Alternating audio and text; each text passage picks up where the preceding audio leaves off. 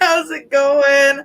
Brandon pulls a random dog out of thin air that was not on camera 10 seconds ago. That's absolutely true. This is Teddy. He is my friend Tyler's dog. I'm watching him while my buddy Tyler's on leave, and I have a big old lab down here named Bella too. Awesome. She's real big, dude. All right, buddy. Get down. All right. Well, we have a very special guest tonight. We're very excited to have him on, getting ready to drop some knowledge. Dude, he's one of my heroes, man.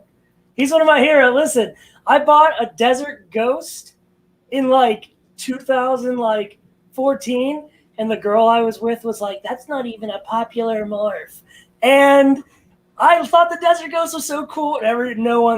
People were like shitting on me, dude.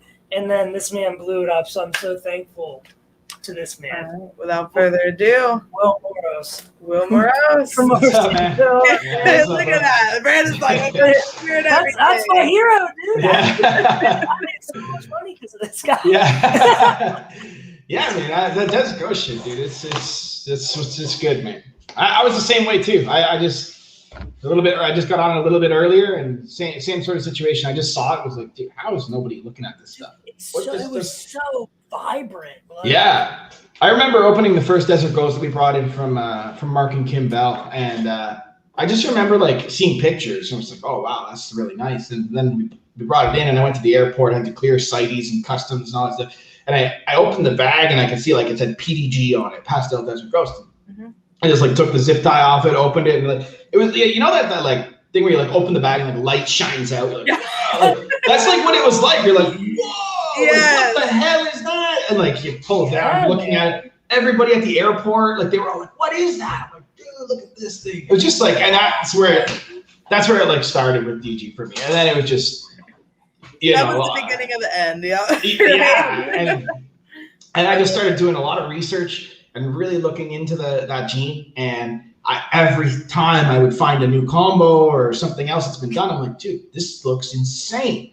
And it's there's nothing that it touches that doesn't make it amazing. So yeah, it was just a no-brainer to me to be I want everything to look like this. So I'm just gonna put it throughout my whole place. Yeah.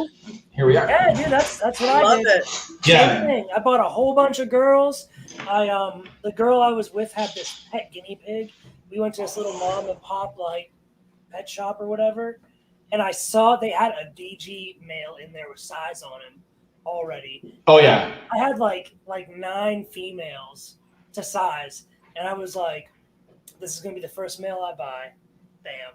And that's what it was, man. And it was game over. I put him to work. I started making visual combo. Liz actually has a breeder DG Lemon Blast girl that I've made from scratch, because there wasn't nothing out back then, right? So yeah, well that's the thing. They really wasn't. Yeah, there wasn't shit. So no. I made that female from scratch, and now Liz is breeding her to a monarch. So we're gonna. Ooh. Right? What's up? What's up? Yeah. Call me when those hatch, man. That's a gene that I'm actually really looking into is monarch. I think it's probably the future of the T positive albino stuff. Hit me up. I just hatched out a couple visual combo males. Oh yeah? Yeah. Okay, cool. Yeah. Yep. So. Yep, I just started breeding my male pastel monarch to a blackhead calico. Yes. Ooh, that'll be really nice. Yeah, an OD vanilla. Yeah. And then of course a clown. Nice. You gotta do the clown. Yeah. Yeah. At least one. I try to do at least one double recessive pairing in each project per year. Yeah. At least, Yeah. Right. I tend to just for about 10 years, every single recessive female that I had for that was available to breed never saw the counterpart recessive. So if it was a Desert Ghost female, it was never bred to a Desert Ghost or a het. What I did was I used my het females, longer road to get there, because you could have a DG female, make a crazy het male into Desert Ghost, boom, there you go. But if I didn't do it that way, I could build my Desert Ghost het stuff. It takes 3 years to do it, but I could also in the meantime build my DG Clown, DG Puzzle, DG Pie, DG Tri-Stripe, all that kind of stuff. And so, just kept doing that. And same thing with like clowns and pies and tries and puzzles. I could have made puzzles for so long. And like this year, it's like, okay, you've raised like a ton of hats, and it's like, okay, let's see what they can do. Hell yeah! There's so much power to that, though. By getting these codons in, getting these hets in, and then just like you said, instead of coming out with puzzles and pastel puzzles, right? The shit you're gonna come out with is 3-4 gene codons, stacked on top. That the visual. Yeah. And it's like, so, and I try to focus not necessarily on just like how many genes I can put in. It's what genes I can put in. Yes, exactly. Right? Because I can put spider, pinstripe, lesser, and pastel in the puzzle, and it's probably not that great of a combo. Right. It might be really cool, to be honest with you, because spider puzzles look wicked. But outside of that, I'm looking more like, I look at gene interactions that I really, really like. So I'm personally a massive fan of cypress spot nose. That like interaction, chocolate spot nose, red stripe cypress. Like there's a few, and it seems like spot nose, cypress, red stripe, like that little group of genes. Yeah. It's just like magic when you put it to other stuff. And so this year, hopefully, we see some chocolate puzzle combos, cypress puzzle combos, cypress spot nose puzzle combos.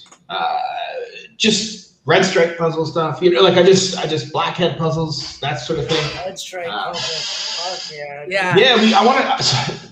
So I actually have a. What did I hatch one? It was a Firefly red stripe. It was Firefly red stripe pet clown, and like it was fucking cool. Like this animal looked so good, and it's fairly basic combo. And I started looking at it like, if it looks like this, like what's that gonna look like in puzzle? Like every time I see something, I'm always like, "What's that look like in Puzzle or Desert Ghost?" Let's head that way. And I start to add those genes, and as you get further and further into adding all that stuff, it gives you the ability to pivot, right? Once I have a breeder cypress het puzzle or cypress puzzle female, I see someone make a blackhead Enchi cypress that looks amazing. I'm like, oh, okay, blackhead Enchi. Start making those hets and. Yeah, I know, man. You know what? Give me 1 second. Yeah, you're good, bro. You're You're good. No. I get shit. I have another chair. Get this chair. Right, Look at this. Look, I got another one. While you're switching chairs, I want to give a quick shout out to my friend, and I'm gonna say it, my friend Tegan Victoria Shiver with Victoria Serpents. Yeah. Got her logo tattooed on my neck. Oh, dude, I was gonna say that looks familiar. I was like, what? That's wild. Yeah. She's actually making some really cool stuff. Yeah. We chat a little bit, and she's got some, that banana clown pie. Like it was like her second clutch ever. I was like, that was her. I think her first clutch. Ever. Yeah, I was like that's fucking bullshit. And it was right, man. Bullshit. No, you gotta start. You gotta start down lower. Just start like here. Yeah. It was head to head and a male maker banana. Yeah, and it came out as a double visual. Dude. Bro, like I can't even make. I can't fucking hit a double visual to save my life. Like visual to like het visual to het pairing. Like she actually some of the stuff that she's doing. Like I've actually been paying attention because it's like she's using like a hypopie in a very smart way, like a DG het pie. Then you start to pie double het DG. that's a very like progressive way of building a collection, especially on a bit of a smaller scale. And then her I gave her a little bit of shit because I was like, I did those gold cards and everything, and then I saw hers. I was like, you had to fucking one up me. Like, come on.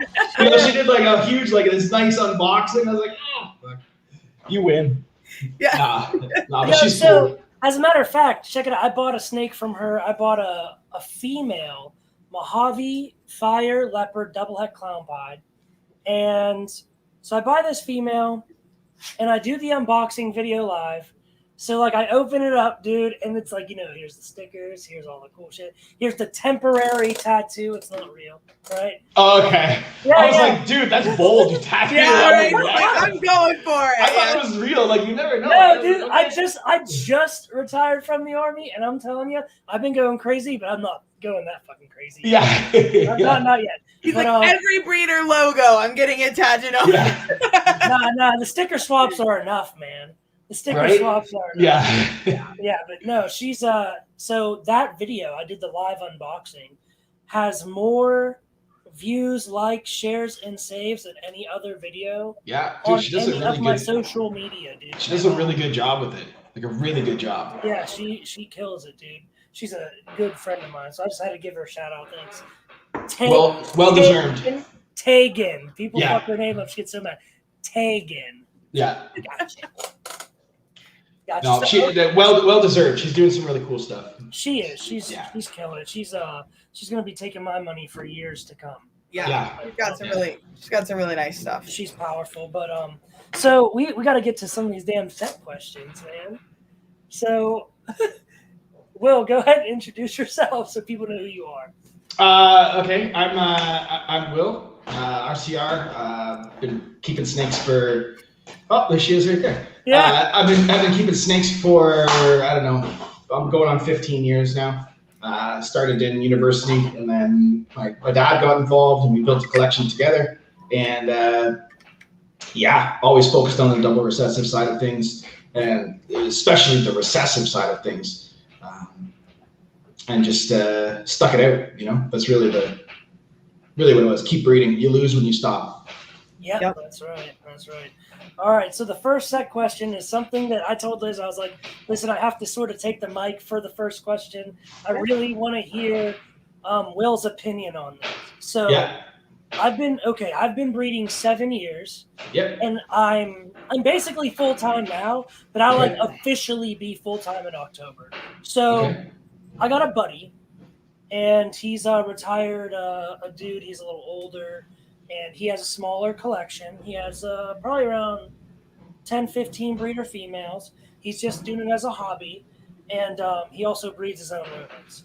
Well, he's got the bug like everyone else gets that ballpark. Yeah, everyone does. Yeah. Right. So now again, he's older. He's retired. So for those of you who don't know yet, retirement is you're just living on a fixed income. That's really what it is. Right. So he has a son who's older, and his son's in business, and his son has investors who are willing to invest like a lot of money. Like I'm talking like $100K is like nothing. Right. That's the scale of money we're talking.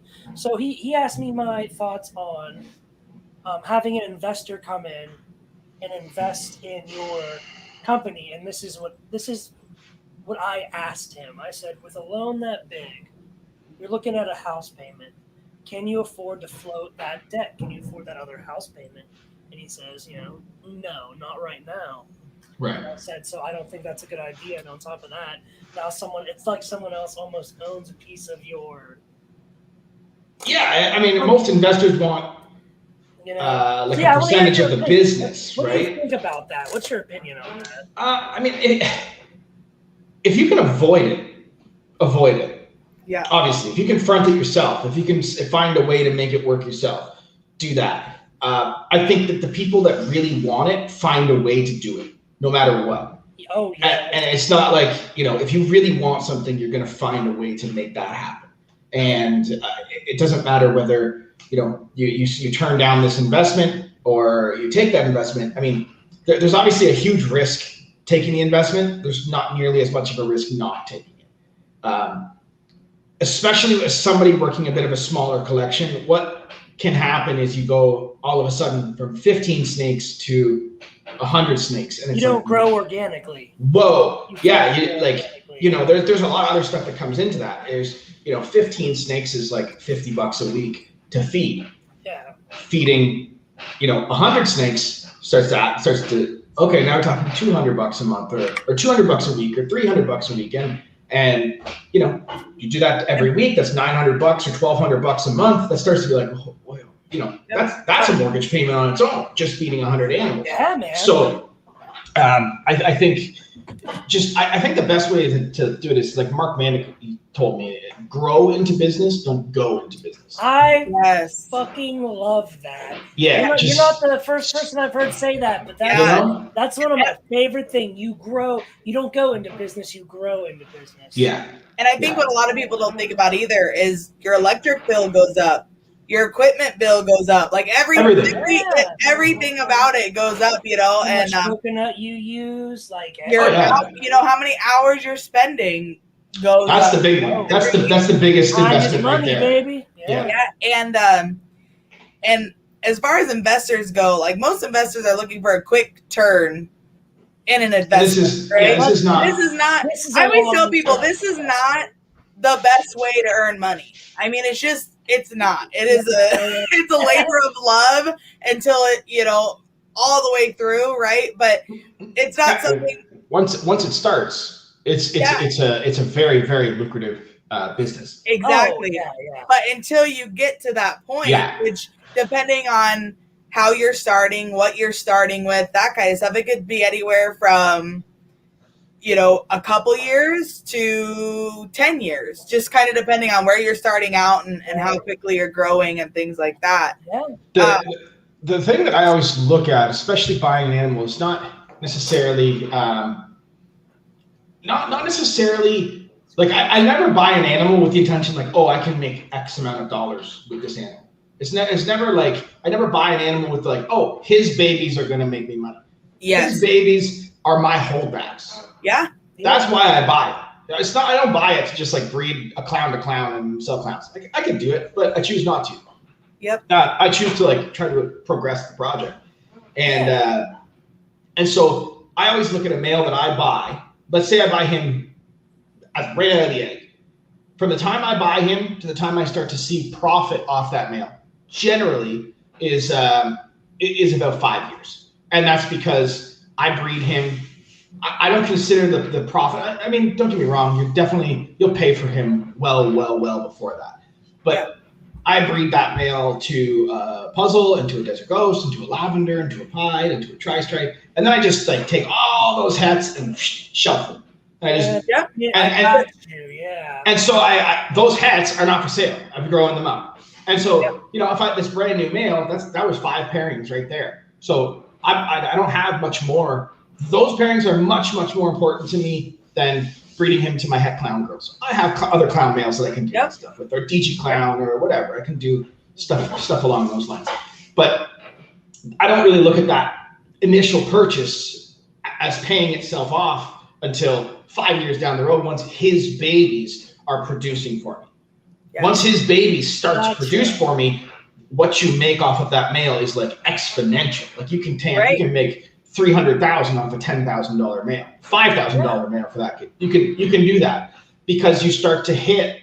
Now it's not easy. Don't get me wrong. The odds are not in your favor on most of this stuff, but you know you start to do like 2-3 gene double het to 2-3 gene double het. I mean, when you start to hit those double visuals, they're $15,000, $16,000, $17,000 animals, and if you can hit 5, 6, 7 of those in one season, well. You know, I mean, first of all, I just keep those too. So I don't make any money. I just keep everything. Like, if I hit more than one male, I might let the male go. But there's definitely money to be had there. I can give you a quick example. I bought an Orange Dream Yellow Valley Fire Spot Nose Clown from Justin, and he was $12,000. It was probably the most expensive animal I bought at the time. It was like I was like, holy, this is expensive.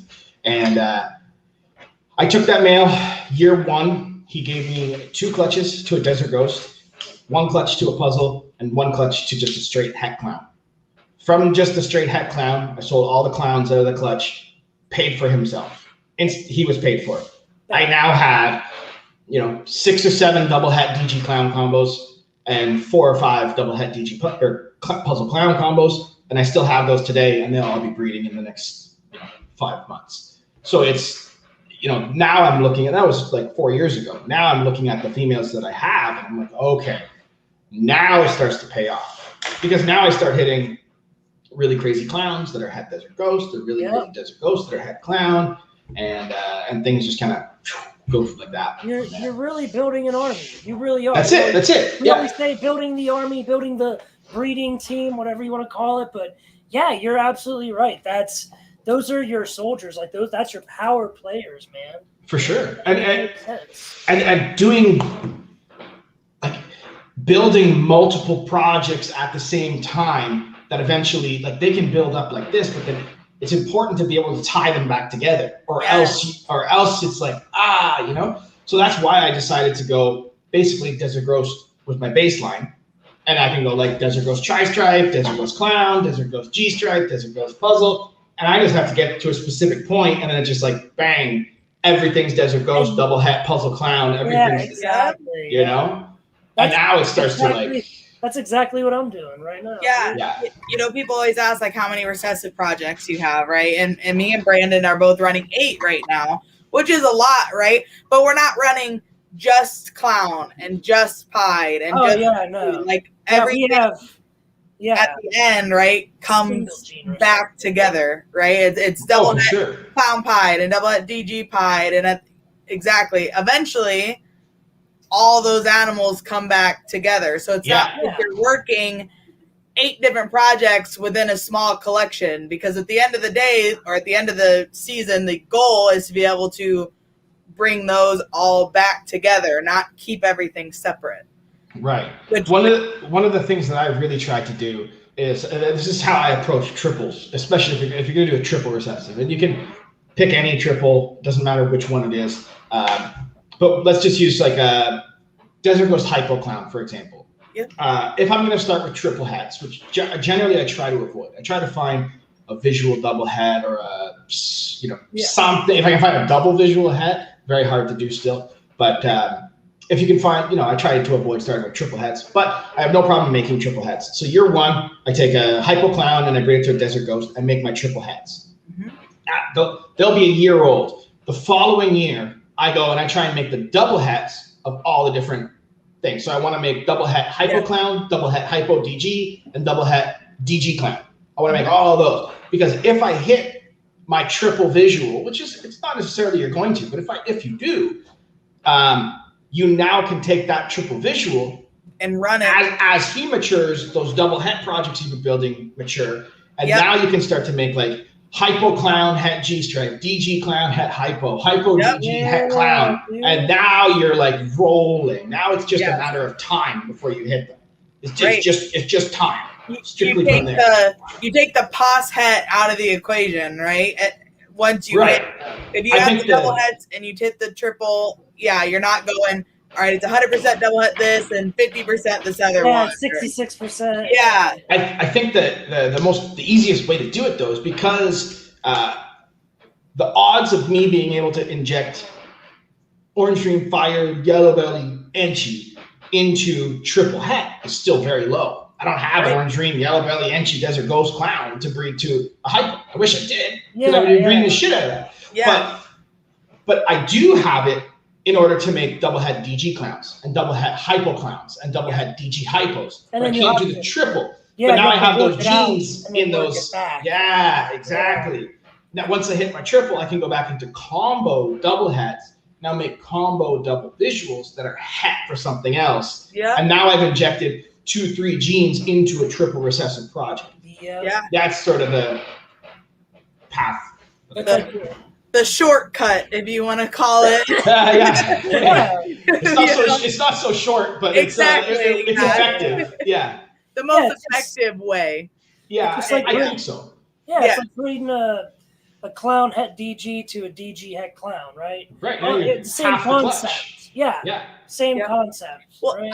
That's what I tell people when they want to get into a double visual project and maybe they don't have the money to invest in the double visuals, right? Like I went, like my Hypo Pride project, I went and bought Hypo visual females. They're cheaper than visual Pied girls, right?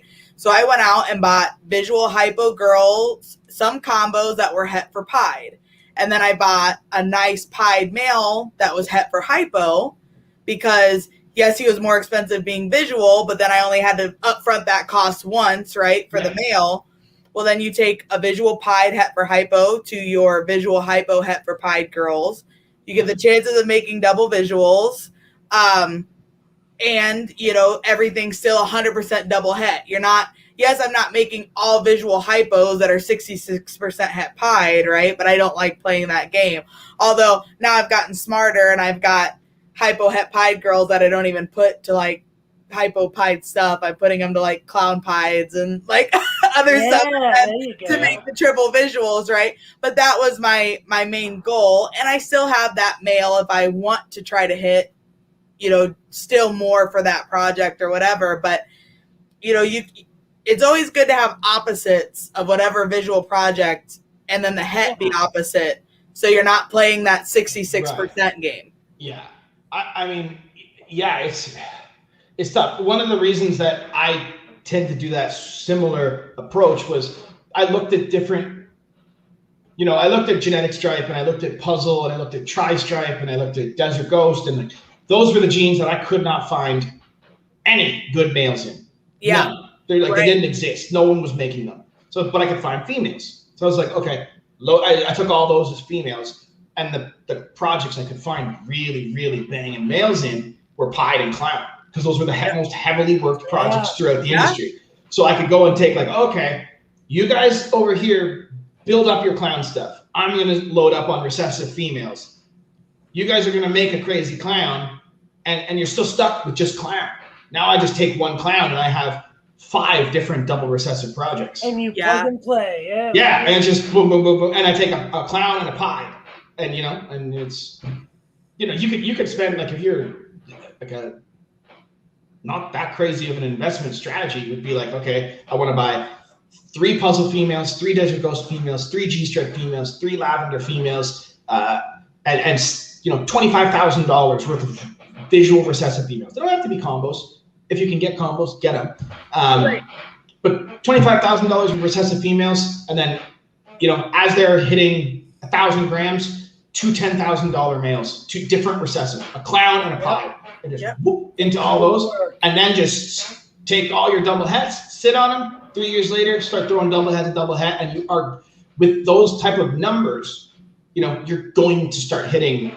Oh, the odds of you hitting the visual are more likely, right? Yeah.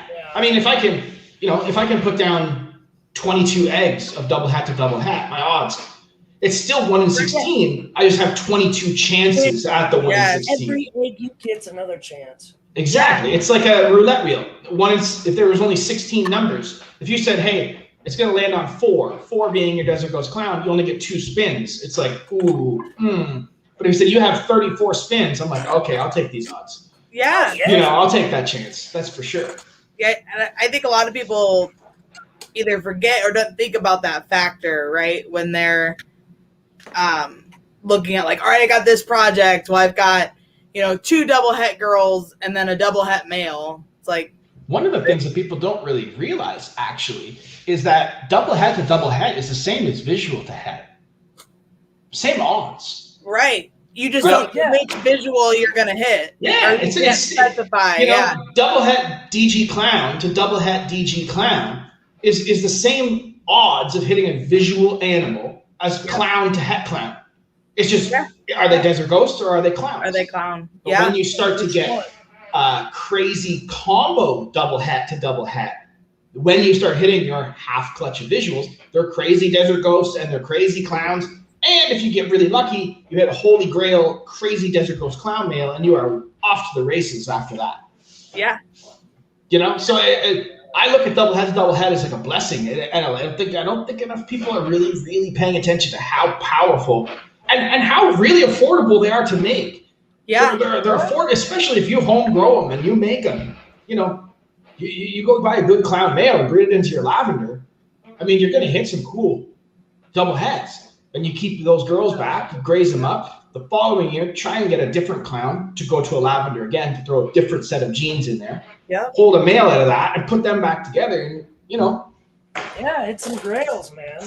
Yeah. Even not just the grails. Like I could, if you said build a lavender clown project right now, I'd go and look for like a Enchi spot nose, yellow belly clown, something along those lines. Breed it to a lavender. Hopefully I can hit a Enchi yellow belly or an Enchi spot nose double het girl. In there, Raise them up. Following year, okay, what works well with Enchi and spot nose? Okay, can I find a Cypress blackhead clown? I mean, that's pretty crazy, but can I find a black pastel orange dream Enchi clown? Yeah, I probably could. I'd buy that, breed it to my lavenders, make some good double hets out of those, different set of genes. By the time that girl's ready to go, I've got the male that I've made, and now I have an Enchi spot nose double het grail to a black pastel Enchi yellow belly double het grail. Breed, even if you just remove the lavender, Enchi spot nose het clown to a black pastel Enchi yellow belly het clown is still a crazy ass clutch. Hell yeah, man. And if you remove the clown and made those lavenders, that's still a crazy clutch. Vice versa. Yeah. So you don't have to hit the grail. As long as you're making cool double heads, you don't need to hit the 1 in 16. All your byproduct is still very, very impressive recessive combos. Yeah, no, that's what I told this kid. His name is Tyler. He wanted to get into clown pie, but he was like, a lot of people are like, dude, just go buy them. Or on Morph Market, go buy them. I was like, well, check this out. He already has breeder female pies with multiple codoms in it. I was like, well, why don't you just go buy yourself a male clown with a couple codoms if you can? Make your own double heads, grow them up, and put them to work, man. Most people don't want to do the work. It's more fun. Yeah. And the way I've looked at it is like, I know I'm in this for life. Like, this is just what I do now. I know it. It's just part of me. And so I look at it, I'm like, I'm 31. I got quite a bit of time, I hope. Knock on wood. Yeah. But, I got some time. And I'm just like, you know what? I'm not it's not a rat race for me. It's just like, okay, let's make some cool double heads. What happens is if you do it every year, the longest waiting period is the first 3 years. But if you continue doing it every year, then you have every year a new set, a new set. Right. And you have all year 1, 2, 3, 4, 5 double heads still. And now you're just like, it gets so crazy, it gets insane. And I think, man, I honestly think people are really, really, really underestimating what double heads can do. Well, dude, I agree. It's even like you don't have to use them for what you think you have to use them for. Like if I do have a double het grail, I can either put something DG, like visual DG to double het grail, make pos heads, or if you just want to get those genes, or if you have I do that all the time. I have a couple Firefly yellow belly, double het puzzle clowns. And this year I was like, I don't have the right puzzle clown male. Yeah. To put it to that. So I'm like, okay, I have a good puzzle male though. It's still a het puzzle female. And see, there you go. That's what I'm talking about. Yeah. It's still a good het clown female or a good het puzzle female. She's just a Swiss Army knife of what do you want to do with her this year? That's so bad. Yeah, having those, those few codoms and then the double het is just super, they're invaluable. Yeah. Yeah, I was just talking to Brandon about this. Like, I've only have a couple visual clown females. Clown was really hot when we got in. I kind of missed the train. Like, I have some nice hets, but I work with, we were just talking about putting monarch to clown, right? Well, I knew that I wasn't going to be able to compete with these other people that have spot nose, fire, red stripe, yellow belly clowns, right? And then bought a visual monarch male and threw it at a female like that, right? So, or bought a visual monarch female and had a powerhouse clown male and was throwing it to it. So instead, I took it to, to Pied and to Hypo and to Desert Ghost and this other stuff. And I said, and pretty much I was like, I'll just buy my double het monarch clowns. Like when I find the pair that I want that's got the codoms in it that I want, like I'll just buy them and then I'll start my army from there. Or you in the meantime work on your monarch pies, monarch hypos, monarch desert ghost. Let somebody make a monarch het clown or a clown het monarch. Yes, exactly. I'll take that, please. Yes. And then where you go. Exactly. Yeah. So I think you also have to look at where your power and your collection lies, right? Just because everyone else is throwing this project to clown or to pied doesn't mean, you'll get drowned out eventually. If you don't when I see that happening, when I like look at a project and it's like everyone's going OD, yellow belly, clown, this into that, I'm like, okay, let's go. Like everyone's already doing this. I'm like, well, you guys are already doing that. I might as well go blackhead, do this, whatever. And you're gonna make one, and I'm just gonna buy one. And then I inject it into blackhead, and there's the crazy stuff. Exactly. Why? Why make what you can buy? Make what you can't buy. Right. That's right. The Desert Ghost Clown, like I put blackhead and chocolate and all the dark genes. Or not Desert Ghost Pie. I put all those dark genes into it. So I'm growing up some blackhead double hets and some chocolate DG combos that are het pieds. And I see everybody else going like OD, yellow belly, fire, NG. And I'm like, you guys are just going to make me the perfect male. And I'm going to buy that male and I'm going to put it into my blackhead pies. And it's game over, dude. And it's crazy right away. Yeah. Exactly. It's crazy. And at that point, I mean, I hate to say because it's not a race, right? But it's like when people see what you do, they're like, oh shit, now I'm going to go that direction. You've already got visuals. You've already got hets. You were all on your shelf already, you know? And then they have to breed their heads and wait 3 years or buy them off you.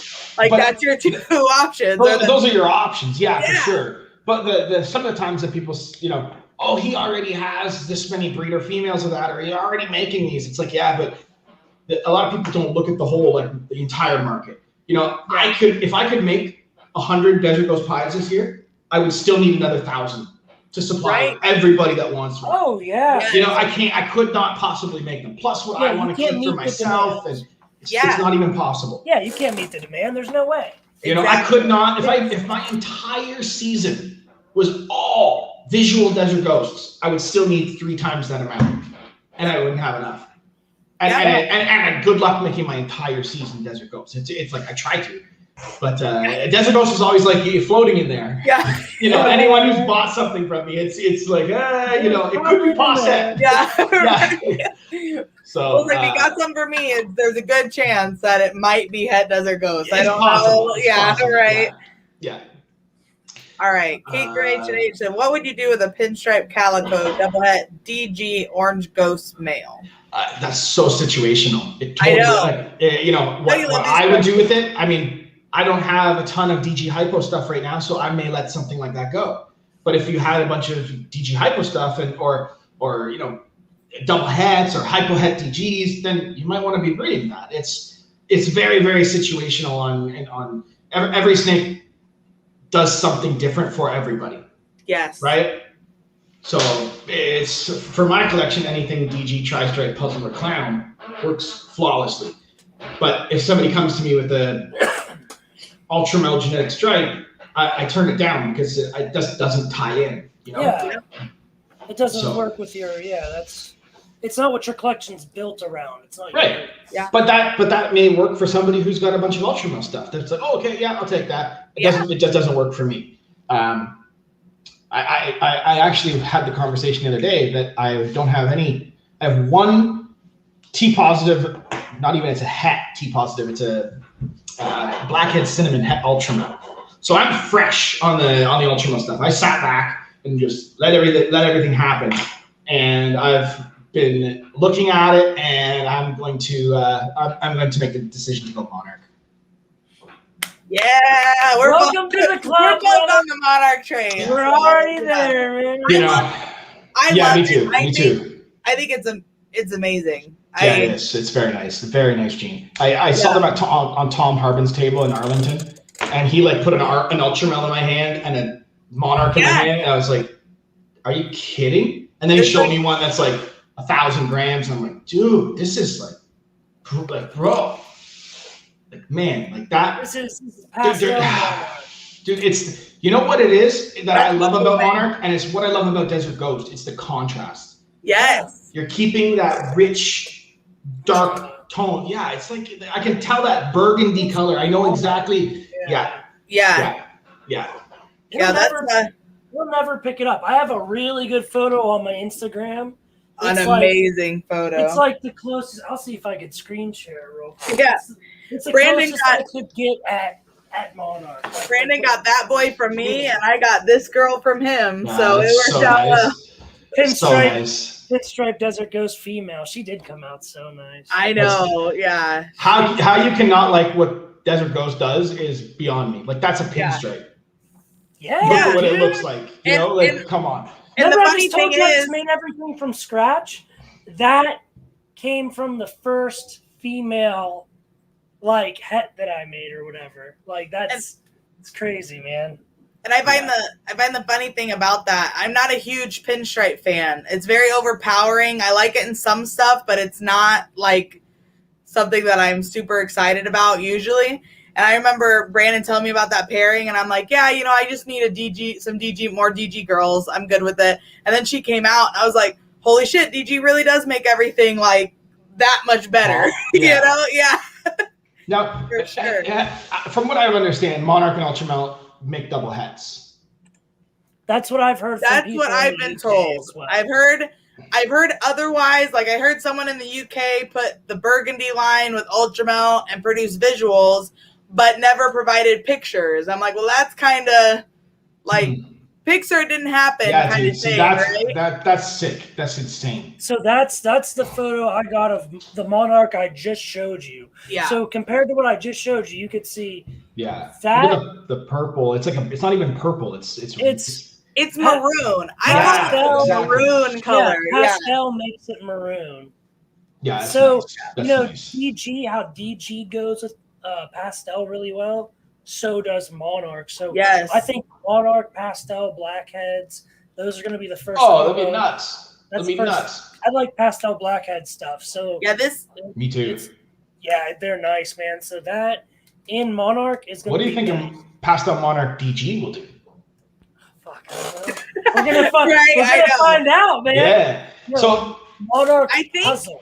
Monarch, I'm excited. I need a male, and we're there. We'll get that rolling. Yeah. I'm excited because I think the DG will intensify that maroon color like it does black. Should, right? Absolutely. Yeah, so it should. So, and I think it'll make the orange like super clean and bright. Yeah. Yeah. So I have a very it's not similar, but a similar train of thought. I looked at lavender albino, and I looked at a desert ghost, and I was like, okay, I take this single gene pastel. If you just put a single pastel in your hand, you look at it, you're like, this thing is like, it's okay. But when I put this pastel into lavender, this thing makes a beautiful purple and yellow stain. It's like gorgeous as an adult. Yeah. And I look at that, I'm like, okay, now what if that pastel that was in my hand that I put into lavender, what if that pastel was a pastel desert ghost? Where it's like 10 times brighter. And I put that into lavender. So I'm hoping this year we can see some desert ghost lavender combos. Oh, that would be awesome. I don't know what to expect. I got you, Max. I think it's either going to be you can't tell at all, or it's absolutely like it's like a red snake or something. It's like no in between. It's either like 100 or 0. I think it's funny that you're going that direction, Will, because I'm actually planning on. I think I might have Pied floating around in my Monarch stuff. Ooh, that'd be nice. I should be able to prove out the 25th. The 25th of this month is that clutch. So I'm crossing my fingers. I know a few other people that source their stuff from the same place that have hit Pieds, like trying to make double heads, right? So pretty excited about that. So they made Pied Het Monarchs. They make Pied Het Monarchs, yeah. Do they have any females? I don't know. That's like I'd be down for stuff like that. Yeah. So I have a girl that threw me some really clean looking Monarchs last year, like trackers, really clean looking. And I had a double het male that I had produced the season before that was breeding this year. So I put those two together, and that clutch is due on the 25th of this month. And I'm like, if I just hit a Pied, right, just to prove out that she's het, I'll be ecstatic. Yeah. Hell yeah. So the male that I actually got out of that clutch that I think might be het is right here. So number one, he's got like no alien heads at all on the last back. And then he's got a ton of tummy tracking right here. Yeah. So looking pretty promising, right? I'll take that one. Yeah. I'll try that one.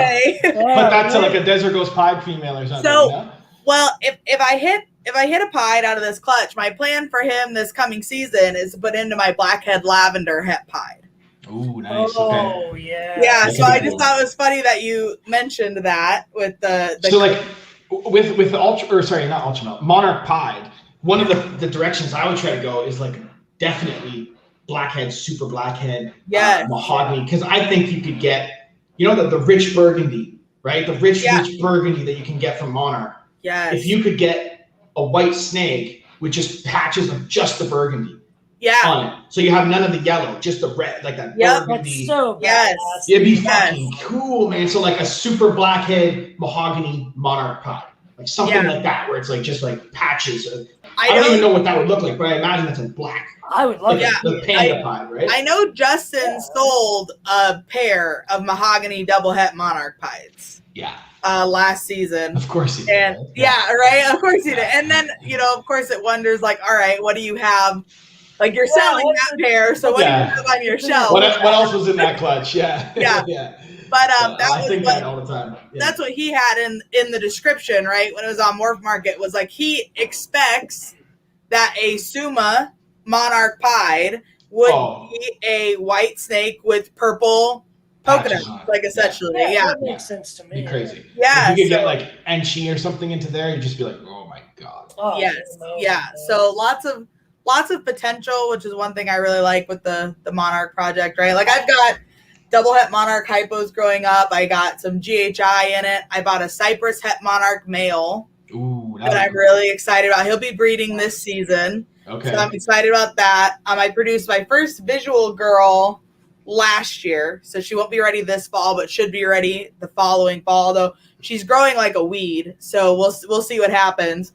But with this pairing I'm doing with Brandon with the DG Lemon Blast, I have a Desert Ghost Orange Dream Spot Nose Mario male. Okay. That will be seeing her the first season. See, now you're talking my language. This is like crazy double hets, right? And that should line. Is it good when we do this live? Yeah.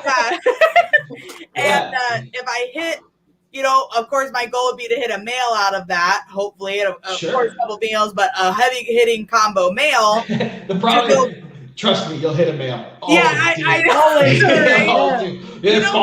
I'm not even gonna say it. But the funny thing about that is last year I had 86% males. I got reamed. 86% males. There was one snake that I really wanted to be a male. It was a hypopide. I hit it and it was female. Not a bad thing, right? It's still nice to have a double visual female on the shelves, but I'm like, really, out of 86% male and this one animal, it ended up being female. So you never like it's. I did. I've had a few of those clutches where it just like kills you. I bred a chocolate Enchi Desert Ghost to a pastel puzzle. This was 2 years ago, 2019. So like they'd be almost breeder females at this point. Yeah. And I got 9 eggs. Oh, amazing, 9 eggs. 9.0. Yeah. Shut the fuck up. Dude, just such a gut punch, You're like, are you kidding me? Yeah. And it's like, you don't get, it's not like I had 30 puzzle females. Oh, I have 4 of these clutches. No, I had like, it's not. It sucks, Yeah. I did some shit odds, but that's bad. Damn. That's like my ultimate fear with like double visual to double visual. Like when you're trying to make quad heads. I have Desert Ghost Clown to a Xanthic Pie right now. And there you go. And my like anxiety is like, what if it's all males? I'm gonna blow my head off. Like I can't handle this because like you don't get that many chances, especially with a double visual female, to make these these. Yep. I just had a clutch like that. I had a pastel double het clown pie to pastel double het clown pie. No clowns, 2 pies, and they're proven. I've produced clowns with them in the past. 9 eggs, all 9 are male, right? And then I had a pastel het or a pastel pied het hypo to a double het hypo pied female. No pies in the clutch. Three visual hypos, 3 like 2 normals and a pastel, and I got a 5.1. I'm like, come on. Last year, sex odds, dude. It's horrible. I had really bad, not like sex ratios last year, but really bad like odds. Yeah. Just like really, really bad, man. I think I did something like 45 or 50. It was like some pretty like high number of het puzzle to het puzzle eggs combo stuff, and I hatched like 4 puzzles. all last year. Man. Like I got killed. And what happened was I bought a GHI het puzzle. I'm not going to name any names, but I bought one. And I bought a pair, actually. So I don't know what the female is either. But I bred that GHI het puzzle into 3 combo het puzzle females that I produced and 1 visual puzzle female. And not only on the hets did I not make a GHI puzzle, I did not make a puzzle at all. And on the visual, I didn't make any puzzles at all either.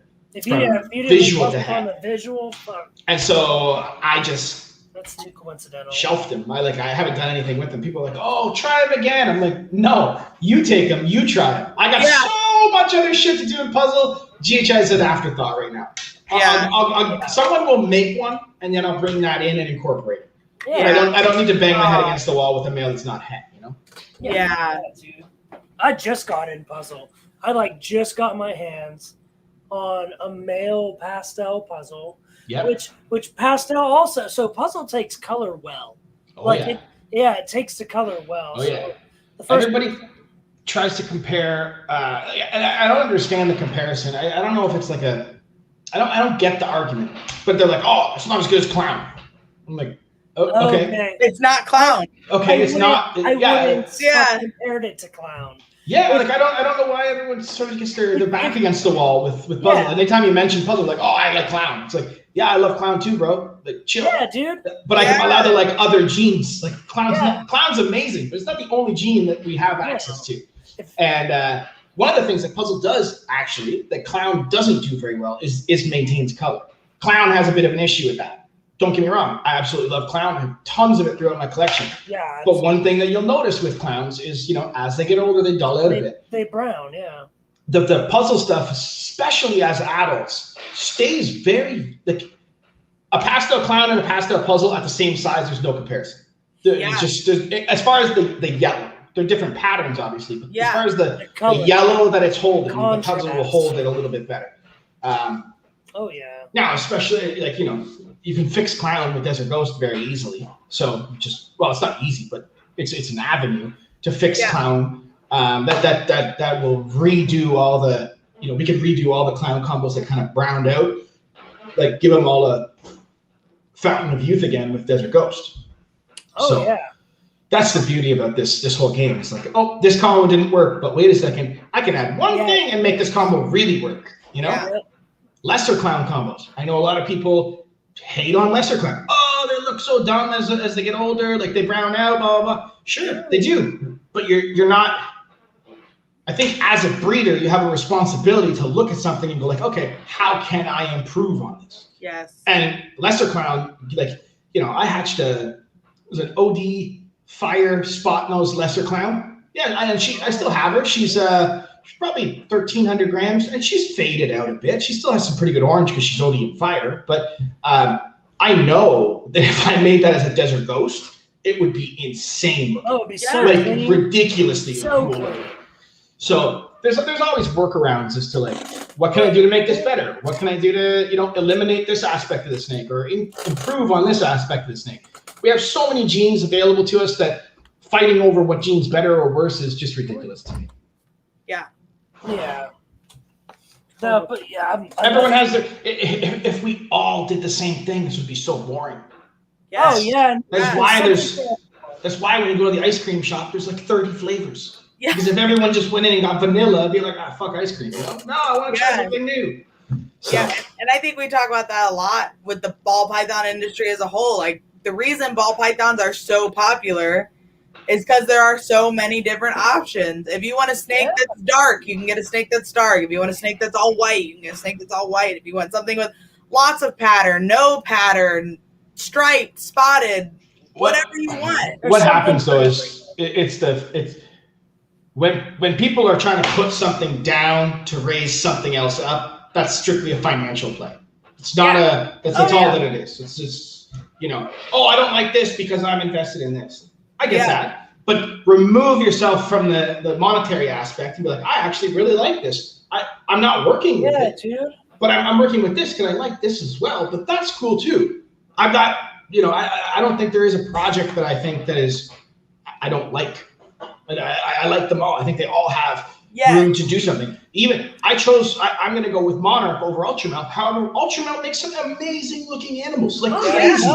So I'm not like, I don't hate Ultramel, not at all. I think Ultramel is an absolutely fantastic project, and people that have Ultramel work Ultramel and do cool shit with it. But starting from scratch, I choose to go Monarch. Just what my eye likes. Yes. Again, work with what you like, and you'll be successful. Exactly. Don't get caught up in the no, team this, team that. I mean, I understand like the fun banter, but like when it gets like serious, it's like, dude, we're arguing. If we remove all of this, like, if we go argue on the street corner about this, people are gonna walk by and be like, yo, you guys need like help. You guys are arguing about colors on a snake. So it's like I love it. Yeah. At the end of the day, like, how much does it really matter, right? Like, make cool stuff. Everyone's happy. It's just the way it is. Dude. Yeah. So people are gonna make cool stuff with Monarch and Ultramel and G-Stripe and Cloud. Just have fun. Make cool stuff. Market it. Yeah. That's all I want to do, man. That's the dream. The biggest thing is that I think people need to. People can say all day long, oh, I think this has potential. This has potential. It's like, yeah, I think it has potential too, but show me what it can do. So like Sunset, people have been saying for years, Sunset, it has so much potential. And I've been sitting there like, all right, show me a cool Sunset. Yeah. And then all of a sudden this year, here comes Brad Boa. Boom, 2 combos back to back. And I just like picked up the phone. Okay, we need to talk. It's like, you're right. I know I'm going to pay for this. I know I'm going to have to shell out money for this. But you already had that expectation in your head because you were waiting to see the result on that evolution. Yeah. And I just knew that, like, eventually they're going to make something cool with anything. Monsoon. I think Monsoon's a very dominant gene. But there's going to be a Monsoon combo that people are just like, what the fuck is that? Yeah. Monsoon Monarch. That's what it's going to be. I think it's Desert Ghost, like Super OD, DG Monsoon. Oh, yeah. It's going to be nuts.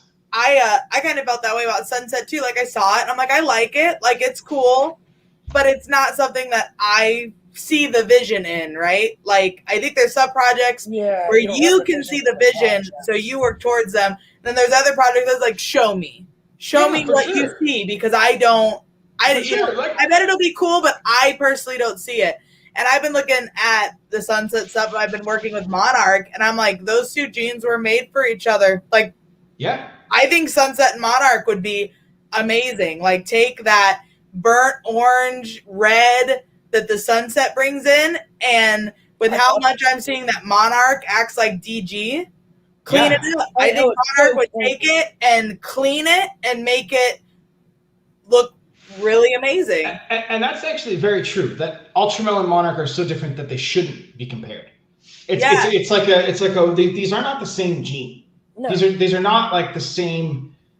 They're not even allelic. They don't work together. They're not compatible. That tells you like these do different things. Yeah. And I think you're going to see combos. And the problem is that we only see like a small pool of combos versus a big pool of Ultramel combos. It's not developed enough. But as you develop it, what's going to end up happening is you're going to see like the same Monarch combo that doesn't look anything like the same Ultramel combo. And you're like, oh, these aren't even the same thing. Why are we arguing with it? It's like arguing like I like Orange Dream Pie more than Orange Dream Clown. It's like, but they're totally different. They're totally different. They're not even so. Yeah. A lot of people were saying that Puzzle and Cryptic were the same gene. Yeah. And some of the combos, some of like on the base morphs, like a Krypton and a Cryptic can have some Puzzle type of looks. I mean, I think I could pick them out all day long at this point. But once you start to develop both directions, I've made the same combos of both, and these don't even look any remotely close. Yep. So it's That's another one that takes color good is Cryptic. It does, It takes color just like Puzzle does, man. It's a very cool project. Very cool project. I'm working that one quite heavily. I'm working that right alongside all my Desert Ghost Clown stuff. Desert Ghost Krypton and Desert Ghost Clown together. Yep. Yeah. Yeah, I can't wait to see what you and Ozzy do with that kind of shit, man. That's going to be... It's exciting. It's very... He also has a lot of bright stuff, obviously. Well, Ozzy, like, if you ever get the opportunity to see his collection, it's just like, dude, wear sunglasses straight up, because it's like every bin's just like bright orange. Yeah. Like they're all like this this orange, like every fucking bin they open. What the hell is that? Super OD, super inchy fire, yellow belly pot. Yeah. What? Yeah. That's 4,000 grams. Like, how long have you had this? Yeah, man. It's crazy. It's insane. But such a good dude too. It's just amazing. Nothing bad to say about Ozzy. Brandon and I were just talking about Ozzy on the last vlog and how we talk about, kind of branding yourself, right? Ozzy snakes have that certain look. Like, you could be scrolling through your feed and be like, that's an Ozzy snake. And then you're reading the orange. Yeah, you're reading the description, or you look and see who posted it, reading the description. Oh, just pick this up from Ozzy. And you're like, yep. Yeah. I do hands down, or before I even look. I like those. When you can, like, you can see you see a specific combo and you're like, I know who made that. It's like, I don't need to know that he made it, but like a specific, like if somebody said, I just picked up a Orange Dream Enchi Yellow Belly Pie Het Ultra Mel, I'm gonna be like, that's from Ozzy. That probably came from Ozzy. That's from Ozzy, like, I'm like, I'm pretty sure you got that. Yeah, you see his social media, you see what he's right. Yeah, you're following the breeder, and that's exactly what he has. So and I love that he's more active on YouTube. That is awesome. Yes. Great dude, man. Great, like, seriously, really good guy. Next time I go home, because I'm originally from Pittsburgh, Pennsylvania. Next time I go home to visit, I gotta hit him up, man, because he's right there in Maryland. He's like 3 hours away or something. Yeah. So I gotta head over there. But okay. Next set question. Yeah. All right. Well, no animals on Morph Market. Why? I don't need that. I don't need to. It's it sounds crazy, but it's true. We produced something like 500 animals last year, and I posted 4 animals to Morph Market. They all go. I have the Patreon group. Those guys I made a deal with everybody in the Patreon. They all get first pick on anything I make. There's no rules to that. You can be on the list. You're not on the list until Patreon gets their choice. So they all get first dibs on anything. Yeah. And then once it goes from there, then it goes out to people who have been asking me about it for the year. And then if they don't take it, then it goes on to my Instagram availability page. And then from there, if they don't take it, then it goes on to Morph Market. And so people know, the Instagram availability page is a separate page from RCR. Yes. From RCR. So just so you guys know. That's not what's on RCR's Instagram page. That's not for sale. Yeah, that stuff's not for sale. Yeah. He's like, no. You gotta follow both, man. Man. But no, honestly, it's been really, really crazy. And you have, like, obviously private clients that have been just that you stay in touch with throughout the year. Oh, I'm really looking to add some of this, and I want to do some of these, and you make something like, oh, they wanted one of these. Hey, I hit one of these. Do you want this and this one? And they package something up, and so realistically, I always looked at Morph Market as like my last resort, oddly enough, because Morph Market, I'm advertising my animals with 1,000 other breeders. So they're scrolling past my animal and looking at someone else's. And I want, as a business, you don't want to be, Morph Market's like a giant expo, right? They walk past your table, and there's another guy selling stuff that you're producing as well. And another guy doing the same thing. Another guy doing the same thing. And it starts to get into like, oh, price slashing. Who's the cheapest? I'm not going to play that game at all. I know that the guys that are coming to me are looking for not only a good animal, but they're looking for an RCR produced animal, and that's something that's the reason that they come, I guess. They know that I'm going to be here in 3 years if they have a question about their stuff, or they know that if anything goes wrong, they can pick up the phone, they can call me. Hey, bro, what's going on? Okay, let's try this. They know your heads are going to prove out. They know that. Yeah, exactly, right? It's like they're paying for the brand, right? They know that the animal's going to be well established. They know that it's going to be healthy. I mean, the list just goes on and on. Even I hit you up, Will, about your holy shit! This dog just jumped on my lap. I hit you up about the puzzle of the puzzle. Remember? And you're like, yeah, sorry, dude. That's for people who, spent X amount of money with me. And that's another reason why you're giving back to your patrons. And absolutely. Yeah. And, that speaks volumes for your company and your standard of work. It really. Thank you. Yeah, I mean, I had a guy. Do you guys know Mike Porter? Yeah, great dude, right? Mike Porter. So, I had a guy. Dude. Mike reached out to me. He's like, I had a pastel yellow belly Batman, and she was eating for me, but she was always a little bit finicky. And I told Mike, I was like, she eats, but she's not like the best eater. Anyway, it was one of his buddies that wanted it, and I actually developed a relationship with him now. But he bought it, and I shipped it down to Mike. And 9 months later, Mike messaged me. He's like, "Hey, dude, is there any way to get this thing to eat?" I'm like, "Dude, what are you talking about?" It's like, "Dude, she doesn't eat." And it's not. I didn't even ask any questions. I know that she's with Mike. I know Mike's doing like everything. He's a good keeper. It's not like, "Oh, what are you keeping in?" It's like Mike knows what he's doing. Yeah. I didn't even think about it. I was like, "Look, dude, that snake's never going to be a good snake. If she's not eating, like she's 2 years old and she's still 400 grams, fuck that. Keep the snake, and I'll just give you the same value on that as a credit this season." And they were like, "Oh fuck, okay." Like I don't want someone to buy one of my animals and then be like, "Oh, dude, this doesn't eat, or it's not doing this, or it's not doing that." Look, I'll work with you on that, because I have bought animals, really expensive animals that I brought in and they don't eat. And I've reached out to the breeder and they're like, "Well, fuck it. It is what it is." It's like, no, it's not. There's something up with this. Now, obviously, if it's a husbandry thing, but most guys in this industry, especially people that I know, like Mike, it's like, it's not a husbandry thing. I know that for a fact. It's a snake thing. And so I'm happy to stand behind the product and be like, "Look, that snake's not going to be good. You're getting 2 for the price of 1. If that snake goes on to produce at 6 years old, good luck. Awesome. You got a free back." Yeah. It is what it is. Yeah, for sure. I ran into something that was fairly similar, and this is with a pet owner. Really, they bought like a banana inchie off of me, and the guy got into contact with me not too long after I had it, and he's like, "Dude, this thing is just defensive. Like every time I get it out, it's like striking at me, and it strikes at us through the glass." And they had it in a PVC enclosure, not a tank. Ton of clutter and everything. Temps are on point. I was talking through him everything. He had it for about a month and a half, 2 months.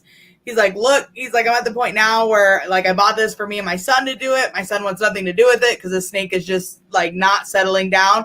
He's sending me pictures every week. The snake is eating. It's healthy. Like it's doing everything it's supposed to be. It's just being an ass. Like straight up, this snake was evil. It's head puzzle. Yeah, I know. Oh yeah, head puzzles are awesome. My inchy stuff tends to be like more on the testy side. I don't know what it is, but anyway, guys stayed in really good communication. I'm like, "Look, I've got a banana pastel inchy that's super chill. Like I have a 6-year-old daughter. She plays with it all the time.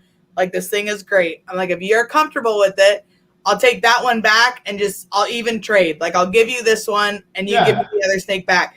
And it happened to be that he only lived like a few minutes away from me. And I know I've told this a couple times. And he came and got the snake, and he's had it now for 3 or 4 months and buys his feeders off me, and the snake's doing great, but see that gesture means everything to someone. Right. Yeah. Everything. It's not like, this is more a people business than a snake business. Yes. And that's like the number one thing. Like, customer satisfaction is like, watch, I'm going to have every single person that's watching this be like, "My snake doesn't eat. I want a snake for you. Stop eating. I want a snake." Right? Yeah. Whoa. Yeah. Yes. But, it's not, just do the right thing. Be a normal person. Put yourself in their shoes. Yeah. And it's like, dude, I spent this much on this snake. This thing doesn't, I can't do anything. I've had lots of. It sucks. I had one where a guy bought what was it? Chocolate vanilla desert ghost female from me, and I had it eating. It was pounding food at my place. I sent it to him at 200 grams. I sent it to him. He's like, had it for like a month. He's like, "Dude, it won't eat.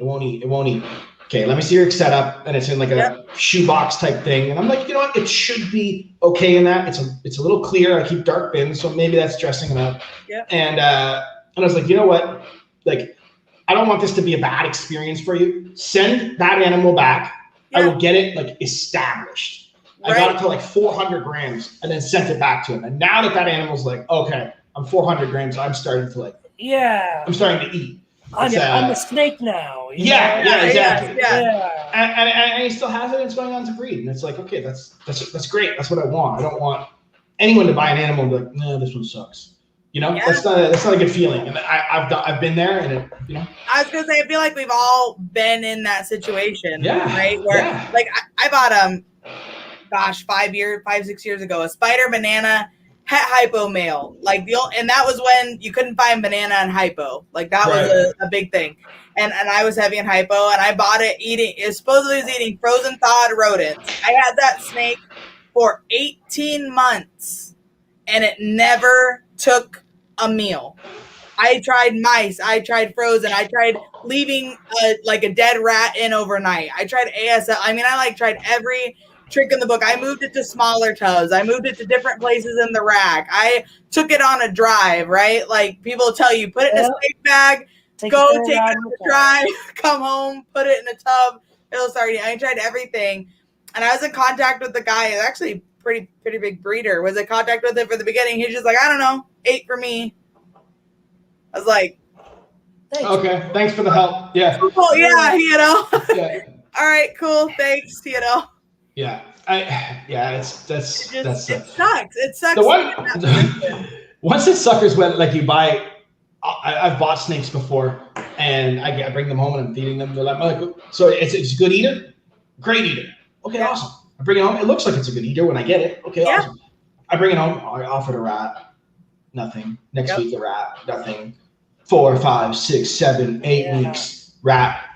Hey, bro, what were you feeding this? Oh, he's on ASFs. Like, dude, just tell me that. What the fuck? Yeah. Why am I wasting my time trying to feed it a rat? Like, I'll give it ASFs if that's what it wants. I have no problem with that. But just tell me what it's eating.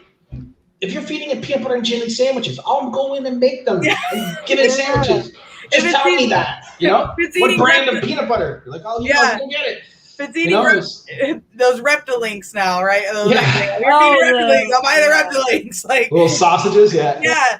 Just tell me what it wants to eat. Rat. Yeah. Oh, imagine making those. Fuck that, bro. No. Yeah, I feel have you ever had to use the pinky pumps? No. Oh. That's not. Yeah. Fun. So it's ball pythons don't really need it, right?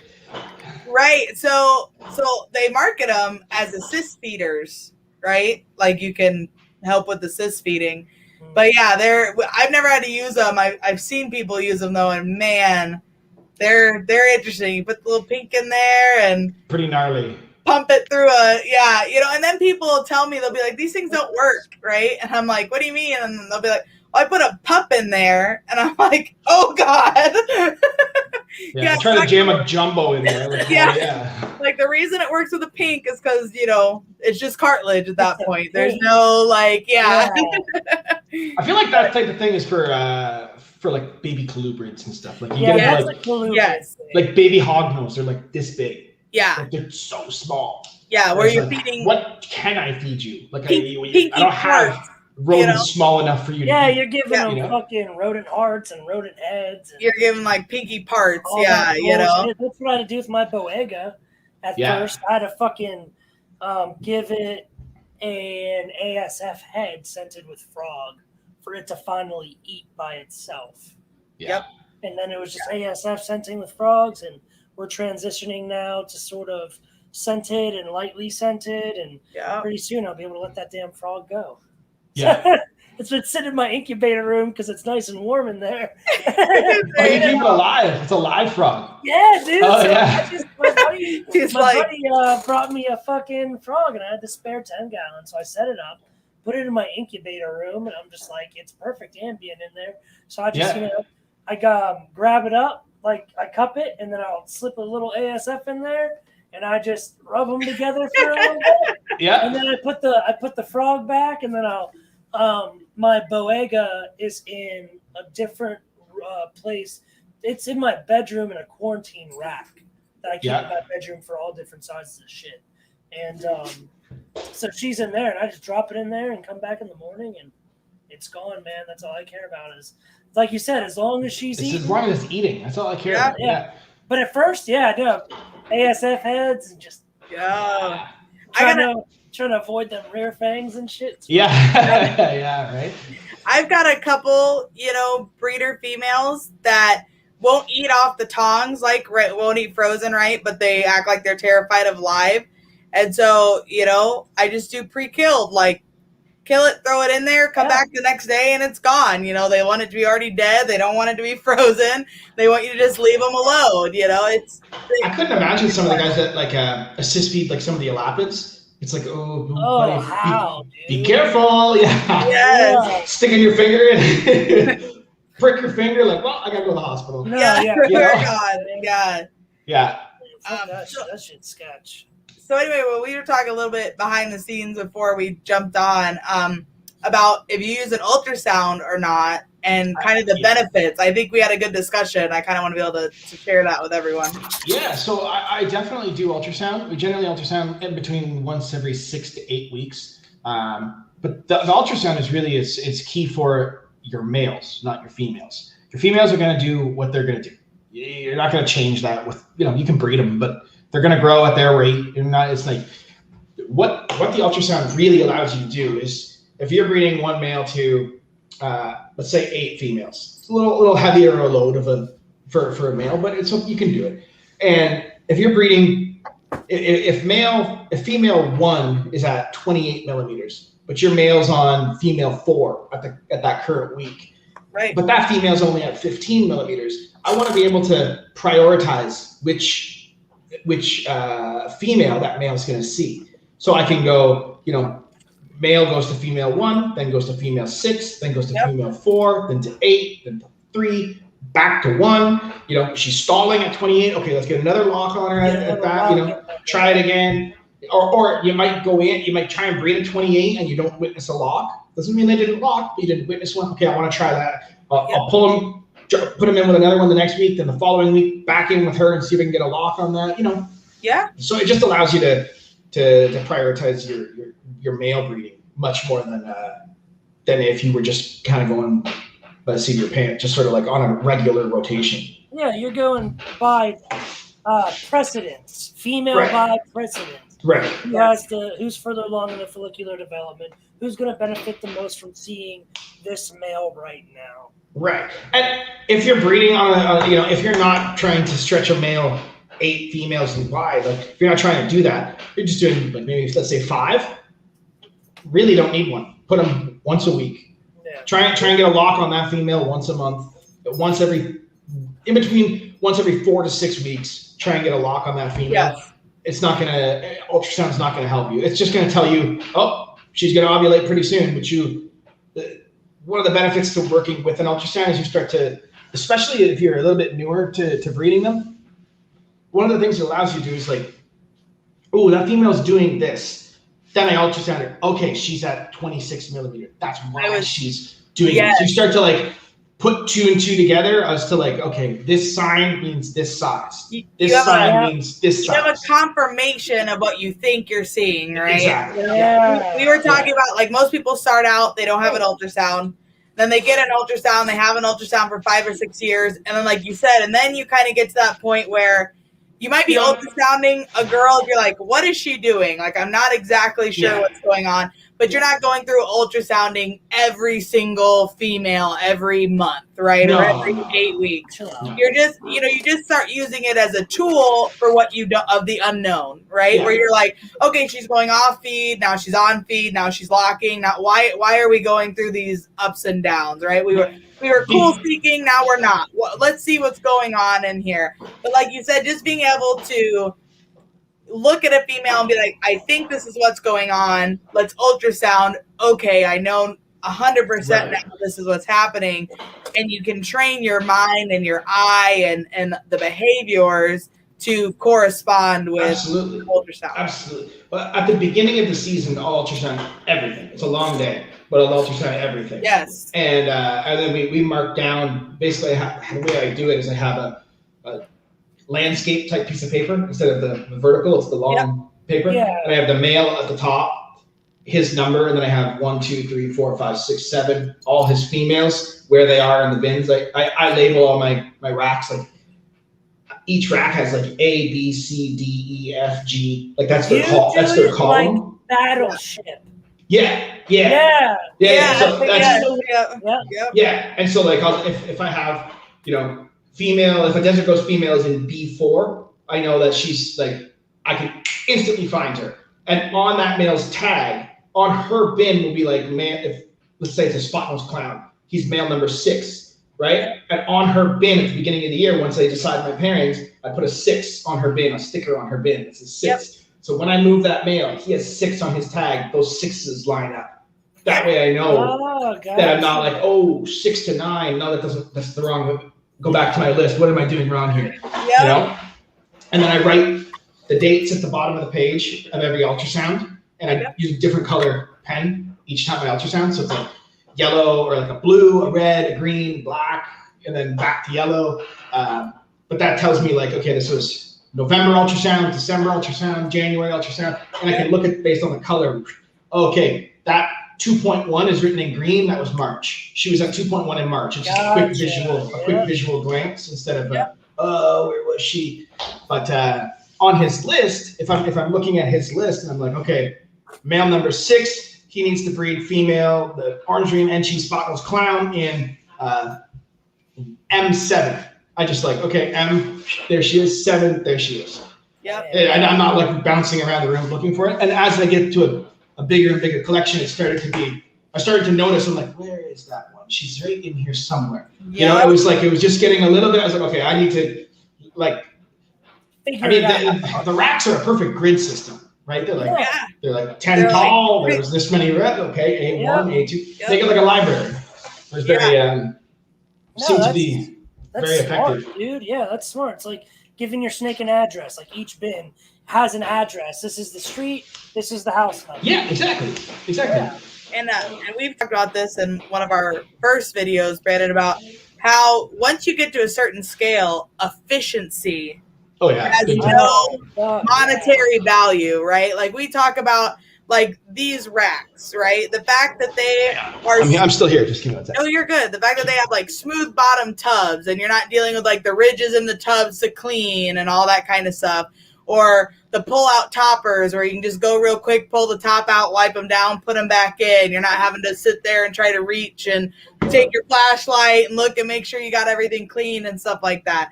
But after a while, efficiency becomes just important with the amount of animals that we have. If it takes me 5 minutes to clean a tub instead of 7, multiply that by 300 animals.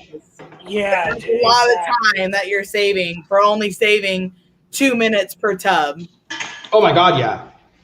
Time is money, man. That's like, how often can I check my Morph Market email? How often can I respond to customers? I also have clients. So I need to keep up with my clients, my clientele. I got like a work phone and a personal phone. Like I got an Android and an iPhone. I talked about getting a separate line. Like, because now you can do the same phone, but it comes in on a certain number to the same phone, and it'll tell you, if it's coming in through that phone number or not. Like, man, we might as well just and you can route it to multiple different phones. So, like, for me, I'm fortunate that it's me and Kyle that do it together. So I'm like, I can get one phone number, route it to both phones. It'll tell you if it's someone calling Royal Reptiles or like a spam call to just your normal phone, right? And just to cut back on the fact that I answer every phone call because I never know if it's going to be, we're calling you about your car's extended warranty, or if it's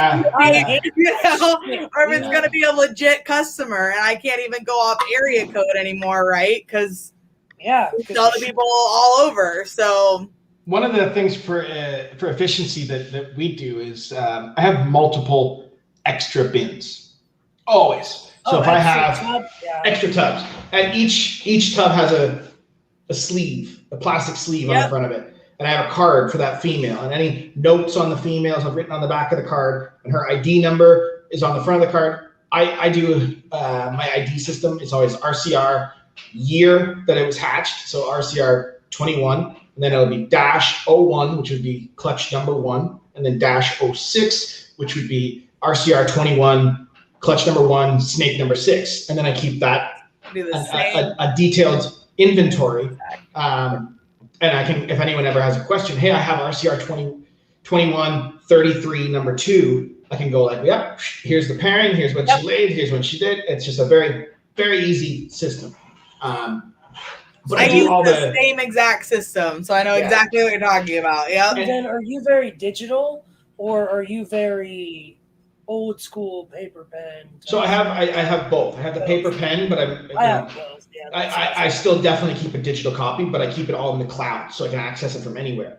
I do it all through Google Docs and Google Sheets, and so like I can actually show you. I can pull up Google Sheets, and like if you look at Google Sheets, you'll see like I have like RCR season, RCR inventory. So when I go to seasons, there's 2019. You can see all the clutches. So, and then if I go to 20, there's all the next ones. There's tabs at the bottom for 21. And then inventory, here's like everything. Well, so it's really small, but like you can see like everything from, I don't know where it went. Anyway, all the snakes that I hatched last year. All right, the master list. Yeah. Exactly. Yeah. Yeah, we do the same thing. Me and Liz, we just have the Excel spreadsheet. Yeah, I was going to say, I have everything that goes on the solid state drive. It's like a 1 terabyte hard drive. And this thing just lives with me. I mean, I carry it everywhere that I go, and as long as I have a computer or I have an attachment like to my phone, I can plug it in, pull it up on my phone. Yep, I have it backed up. I have all this backed up on a hard drive. But the reason I went with Google is because they're like, I don't really worry about Google servers crashing or Google going down or, so it's like I know that anywhere I am, I can access this list of stuff. Yep. And there's been lots of times where I'm at a show and they're like, oh, do you have any of this stuff coming up? Give me 1 second. August 14th, this clutch is hatching. This is hit me up around that date. And it just be organized.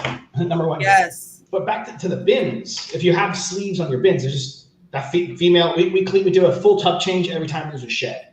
So we spot clean, and then once they shed, no matter what, even if it's clean, they shed, they get a new tub.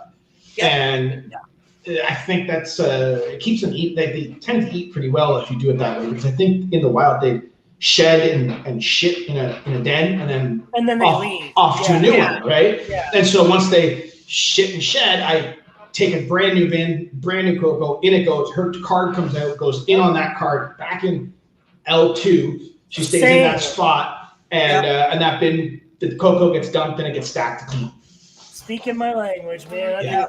I do the same shit, except mine's all like Velcro removable, just so I can switch it back.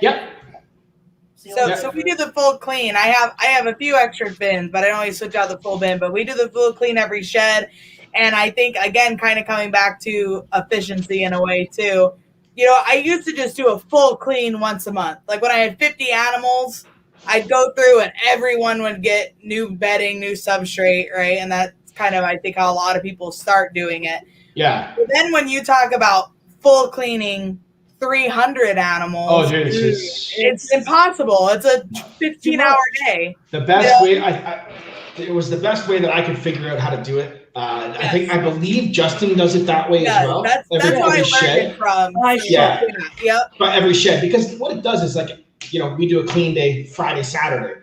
And so like we'll do like maybe the babies on Friday and the adults on Saturday. But like you're going, okay, this from spot clean, spot shed, new bin, stack it. Okay, keep going. Oh, there's a shed, and then you're only cleaning 40 to 80 bins a week as opposed to once a month going 700 bins. Yeah. I have carpal tunnel for scrubbing these, Yeah, it's unrealistic. Yeah. It is. Yeah. It's 100% unrealistic. Yeah, and I mean, every once in a while, right, you'll get that female that just, like, destroys a tub, and it's like... If I see a tub that's gross, it's swat. Yes, yeah, exactly. Doesn't matter if she's in shed or not. If she's shit all over the wall, it's in exactly. Yep. The only shed that I don't disturb them is the prelay. That's the one I don't give them a fresh bin after the prelay shed. No, I let them nest. I let them nest and do their thing. Yeah. Yep. Same thing. And I'll pull the shed out, but I just let them. That's it. Yeah. I mark their prelay shed on the bin, and I just write the date, and then I can basically. That's what these sticky notes are for. Check a month later. Yep. Exactly. I think one is ovulation, and the other one's prelay. So yes, I think another benefit of that people don't necessarily think about is we are not pulling the shed the day the snake sheds. Right? Like we're letting it shed. If they shed on a Monday, that shed's in there till a Friday. Right? Sure. You know? And I mean, if I open a bin and the snake is, if I'm on cleaning day and I open the bin and there's a fresh shed, I still clean it. Oh yeah. It's just on my cleaning day. But if I clean on Friday and then on Saturday I open the bin, oh, you shed, well, you're getting cleaned next week. I leave the shed in the bin so that I know to clean it next week. Yep. Yeah. And, but I do think that there is a benefit to almost not over cleaning. Like allowing that scent to be in there and that, you know, just like we talk about, you know, pre-lay sheds. If they, you know, obviously if they shit in the tub, I clean it out. But, you know, you'll find those little pieces of urate and stuff. I leave them because they're like nesting, and then you can almost tell that they're like scenting around the outside of where they're nesting, right? I think too sterile of conditions is not, it's not in, I don't think you're going to have like super good success with a super sterile setup. Yeah. That's one of the reasons substrate I think is very, very, it's a good thing to use because even if like let's say they've peed in the tub or whatever, right? I can take all their urates out and I can take their shit and their shed out and throw it away, but there's still some scent in that tub of like their den or their nest or whatever they think it is. But yeah, I mean, if it's not a pre-lay shed, when I notice a shed, it gets cleaned. And again, if I clean on Friday and then on Monday I come in, I check a snake and it's got a shed, depending what I'm doing, I might swap that bin out right on the spot. But if not, it'll get done on the following week. It's not you know, it's not like there's a shed, drop everything I'm doing, clean the shed. It's not like that. Yes. But, no. And I agree what you say with being too sterile because on my days off, I do a lot of volunteering. So one of my best friends, his name is Dr. Bradmans, and he's I'm gonna get him on the show one of these days. Yeah, cool. He's one of only 3 people in the state of Oklahoma that's boarded in exotic and reptile medicine. Great guy. Cool. So he shoots cannons as a hobby. Yeah. Right. Oh, that's nice. I shot cannons as a job in the Army. Okay. And then I do the animals, and then he does the animals for a job. You know, so he's a good buddy of mine. So exactly. Yeah. So he lets me sit in on a lot of surgeries and observe and watch and stuff. And something he told me, because he's an old school herper, he has a bunch of like rosy boas and scrub pythons and things like that. He says people who keep, no matter what species, people who keep their reptiles too sterile always have medical issues with their reptiles because not allowing that bacteria to grow in their microenvironment, their autoimmune response never works. So it's developed antibodies to that stuff, right? It's like that's the thing. You want it a little dirty so the snake's autoimmune response, or any reptile, the autoimmune response works. So it's stronger, right? People are going to hear, you want it a little dirty, and they're not going to clean for like 3 years. Exactly. A little dirty. Don't worry if there's a urate in the tub. It's not a big deal. Don't end the world. Yeah. Don't bleach everything every week, right? Like don't pull it out, spray everything down with bleach, and go from there, right? It's no different than, and I refer back to this because I think a lot of people either have experienced or heard about this. You know, a lot of rodent breeders will buy mice or rats or something from like a lab environment. Like they don't need the rats or the rodents anymore. And, you know, they're done with their study or their research or whatever. And they're selling them for like a dime a dozen, right? You know, so they're like, yeah, sure, we'll take them. They bring them, they put them in their rodent facility and everything like dies within like the first 2 minutes, right? Because they've been bred, lived, and their entire life in a 100% truly completely sterile environment. And as soon as you take them outside, they breathe in air pretty much. They're like, that's it. It's, you know, like that's the end of it. You they live in a bubble, right? That's exactly what the second you come out of the bubble, it's like, whoa. Yeah. I don't know what the flu is. I don't know what your immune system gonna fuck me up. But it's gonna, exactly. It's something as simple as allergies. Yeah, like pollen. You know, their respiratory system goes into distress and they just die from it. You know, because their body's like, what the hell is this? We've never had it. I mean, you hear it with people all the time, right? It's like people with kids now with their hand sanitizer. Like every time they touch something, they've got to like, let your kids play in the dirt. Like they'll be okay, exactly. Yeah. You know, we'll be all right. So, but you know, there's benefits to that. Your body learns to protect or combat against different things. Absolutely. Now, I mean, don't let them live in their filth. But no, like, but don't like, you know, it's not. Keep your animals clean. Keep your tubs clean. Clean, you know, clean tub, clean water. Yeah, exactly. Yep, that's all you need. Clean tub. Yeah, exactly. Just like, you know. Yeah. It's really simple to keep them. Like it's really simple. And keeping a ball python alive is like very easy. You just get like honestly, anyone who's like, I want to keep it in an aquarium, it's like, dude, just honestly, your snake is way happier in a Rubbermaid under your bed with a heat pad. Like it's way happier. Just it's in the dark, it's chilling, and you know, you put it in the main room and there's people walking by and lights going on and off. I don't like it. They're just like, I'm looking for somewhere to hide. You know, that's just what they're doing. Yeah. And, I always recommend the PVC enclosures, right? I'm like, if you have to, you have to have a display setup, right? At least do them a favor. Buy the PVC with the one glass front, you know, everything else is blacked out. Fill it with clutter. And I said, you know, and a lot of people are like, upfront costs are about $250 usually, you know, roughly. I'm like, you're going to spend that much getting a tank to the correct settings so that your snake actually eats. Right? You might as well just buy the expensive thing up front. It'll be happy. You'll be happy because it's still under display. Everything's black except that little front. Don't get the one with the LED light in it. Like, just leave it be. You know? I actually saw somebody take a PVC enclosure for a ball python. It was actually really cool. They took the PVC enclosure. They had the glass, the plexiglass or whatever that front on it.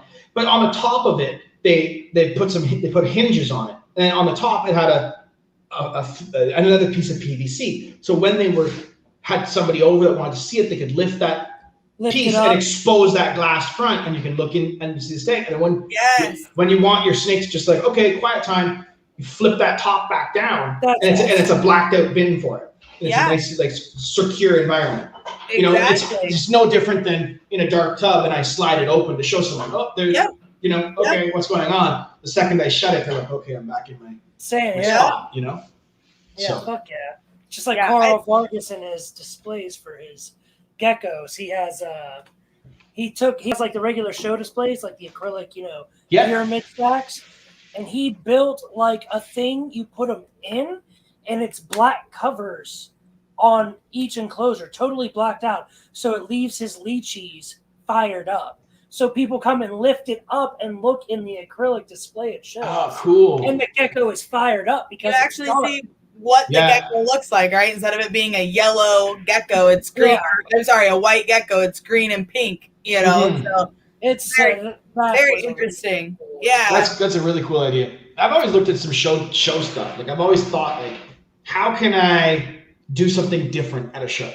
And I don't really vend a ton, but if I were to start vending a ton, I was looking at a way to build basically a rack, and basically the rack would have the kind of like pull-out tables, but they'd have handles on them, and in that you would pull that handle out. It's like, here's a display of animals, all in individual spots. It's like, okay, this is a desert ghost table. And then you slide it back into the rack, and they're nice and secure. There's a heat panel in the back. They can all sit on that. Take another one, slide it out. Here's what's in the clown stuff. Shut it. And it's very easy to maneuver. You can take it, push it into a van, bring it home, open it up, take the snakes out. It's very like, I just thought of like different ways that I could present animals to people that also keep them.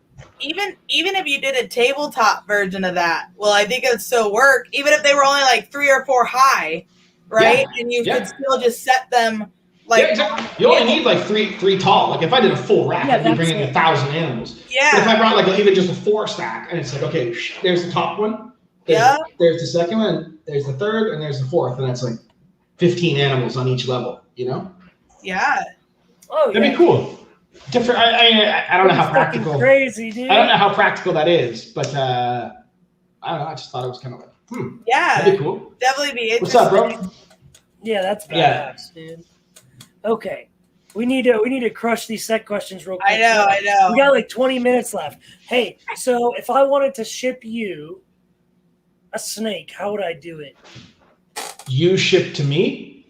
Yeah. So or actually, either one's good.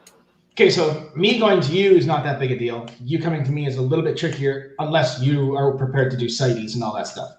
But which, is not that big a deal. Most people are afraid to do it because it's, oh my God, there's so many forms I have to fill out. But it's just like applying for, I don't know, like a new health card or something.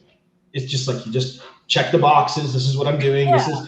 It's a government application that is there for a reason. It's meant, I'm shipping this snake to Canada. I need to check, to cross my T's and dot my I's. Yeah, make sure everything's good.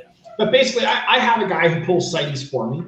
And basically, if I was buying a snake from you or you're sending me a snake or whatever, I would have you send it to him when I'm ready to bring the order in. Oh, nice, man. Congratulations. Max. Yeah. Good shit, Max. Good so shit. I would have you send it to him. And when I'm ready to order, and he'll pack it up, he'll send it to the airport. I'll go pick it up, clear the box, do everything. On the way down, it's not that big a deal. Basically, the opposite of that system. I'll apply for CITES. I'll send it to my guy in the States. He'll receive the box. He'll clear customs. He'll do all the stuff that most people don't want to do. Go to the airport, talk to the U.S. Fish and Wildlife, do the CITES inspection.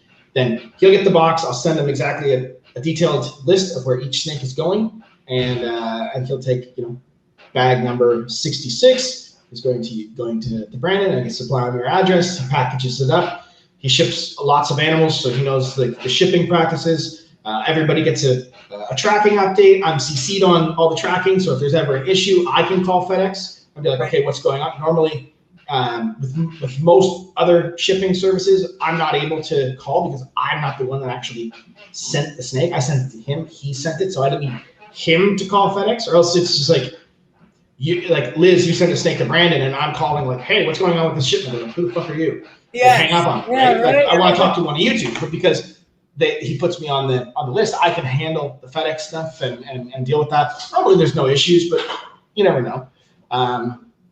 And yeah, basically that's it's not that complicated of a service or of a situation. I try to have a permit on hand for every single month throughout shipping months in Canada. So like basically starting April all the way into December can be dicey, but we always manage to find a good day. Generally, I try and do very beginning of December if I have to, because I don't want to get stuck in that Christmas. Yeah, I try to start bullshit, man. November. Yeah. Like November is usually my cutoff, and it depends because I'm in Northern Illinois. So early, November can be 40s, 50s, and it can also be like in the teens. Like it just truly depends on the year. Yeah, the further north you go, the worse, the crazier it is. Yeah. Yeah, and what I'll do is if I'm shipping out a box of snakes in, let's say February, right? I'll look and be like, okay, how many of these people live below Tennessee?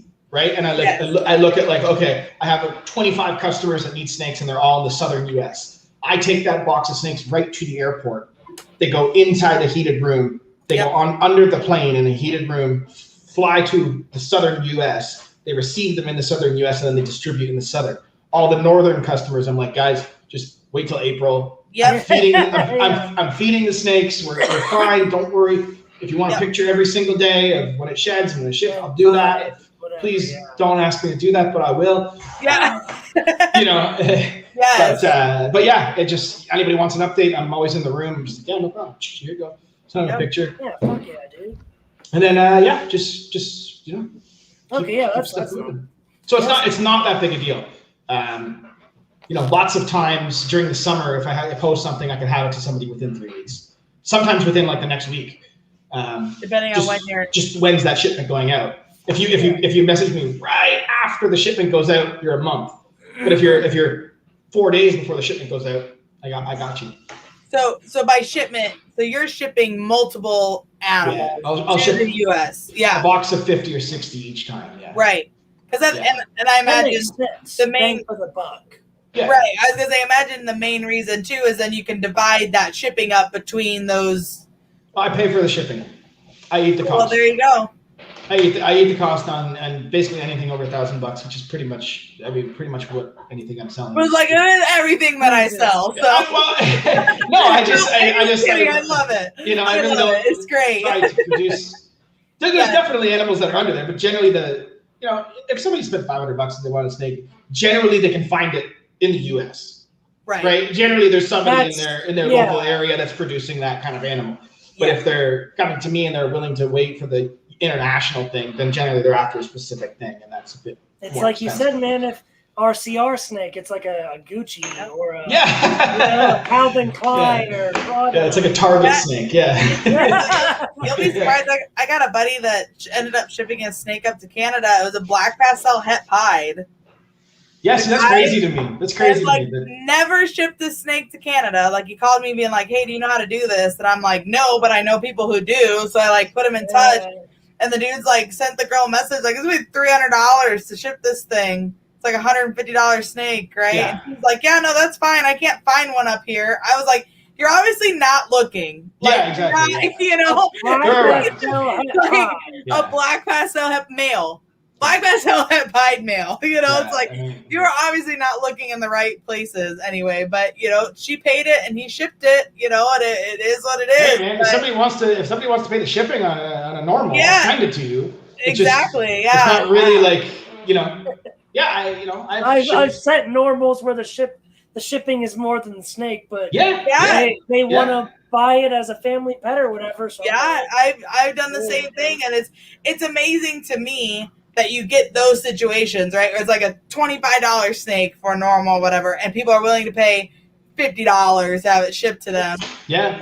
You have customers who are buying a $600 or $700 snake, and I'll even be like, you know, I just eat it now. But originally I was like, I'll split shipping with you. Like, I'll charge you $25 to ship. And they're like, "Oh, I'm not going to pay $25 to have it shipped." And it's like, why is the $25 snake paying $50 to have it shipped? But the person who's buying a $500 snake won't pay $25 extra to like ship the animal, you know?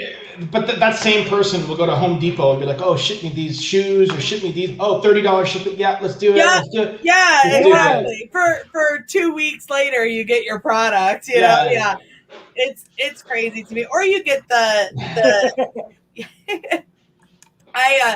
you'll get the shipping boxes, or I've had a couple times. I usually try to be fair split shipping, but maybe someone like I'm getting rid of some breeder females. They want 3 or 4 breeder females. Those boxes get heavy. Yeah. It's like 100 and big. It's like $150 to ship it. Well, I'm selling like my single gene stuff, right? So maybe it's like a $500 box, or maybe a $700 box because they're $100 to $200 a piece. Like, I'm not gonna. If I hate to be that person, I'm not gonna eat $200 to ship this thing to you. I do, just simply because it's a tax write-off at the end of the year anyway. There you go. See, yeah. So it ends up just you're getting a free snake. If I'm only selling them for $100 a piece, right? $200 a piece. Like, I'm pretty much giving you a snake to ship them out, and so usually I try to split it. Yeah, I mean, if you can, yeah, sure. But I just, the way I look at it is like, you know, if I sell something, you know, if it's $2,500 and $200 of it is shipping. I price animals as this animal is $2,500 to deliver to your door. This is what this costs. Yeah, and that's sort of shipping included. Yeah. Pretty much anything for me over $500. I usually eat shipping. I'm like, you know, for sure. I'm already getting 500 bones. Exactly. Yeah, I'm like, I'll get. You know. And it becomes almost a non-issue. You know. Give it 3 years. You're gonna be like, "I don't care. You're shipping. You're not even, I'm shipping you a Cypress Red Stripe NG Monarch. Like, I don't care about the shipping." Yeah, exactly. It was negligent. 100%. Yeah, whatever. Yeah, the animal to get there safe at that. Yeah, exactly. Oh yeah.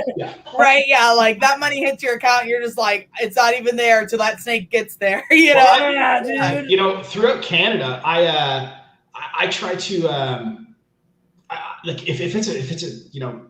I don't really love overnight shipping, especially for like, you know, I bought a what's it called? It was an orange string NG vanilla or fire tri-stripe male.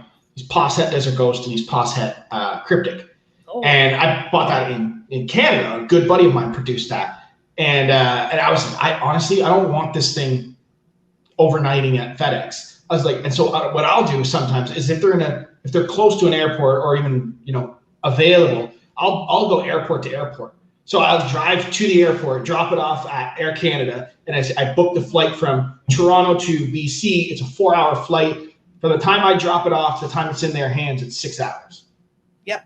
Then have that snake. The heat pack's still like perfect. Dang. That way it's not like, okay, it's overnight, whatever happened, FedEx is kicking the box down the hall. Like, I don't know if that's happening. So, yeah.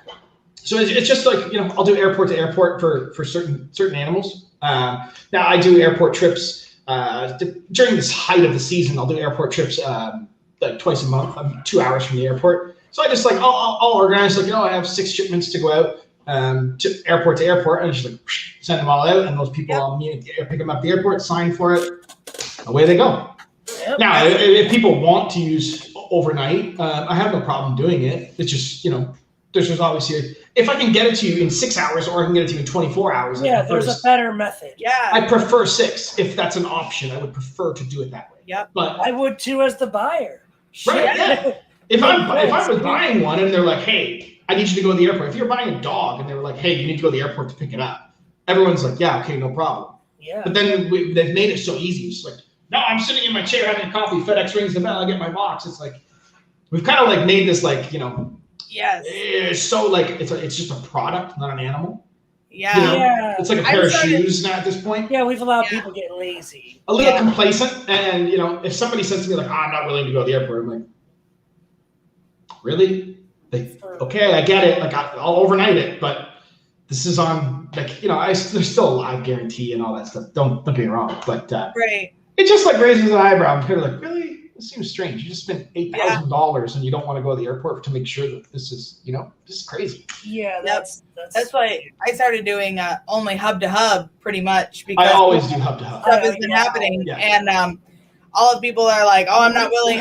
I'm 30 minutes from my nearest hub. I'm not willing to drive that far. I'm like, then I won't. Like, don't buy the snake. I don't know.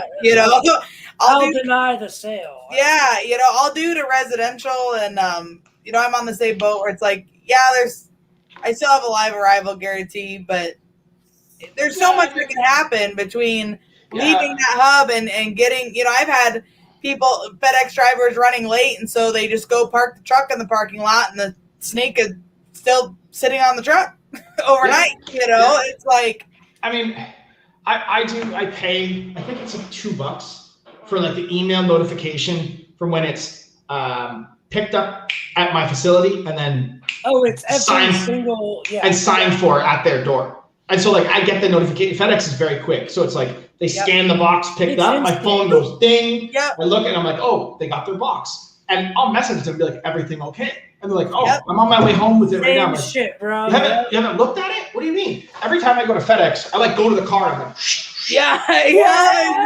Is everything good here? Yeah, everything's good. I never just like put a sealed box in the back seat, just like go home. Stop at McDonald's. Okay, let's go home. And then I get home and then open it. Like, no, I want to make sure that these animals are okay now.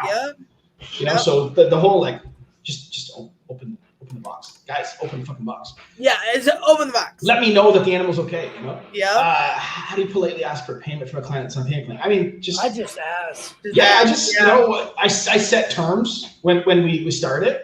And I'm like, I generally ask people to hold themselves accountable to those terms. I try to, when I arrange a payment plan, if I tell somebody, hey, I'm going to have it paid off at the end of July, I bust my ass to make sure it's paid off by the end of July. At the end of the day, I don't send a snake until it's paid for. So, and if it starts to get ridiculous, I'll either say like, look, man, this snake's 1,000 grams.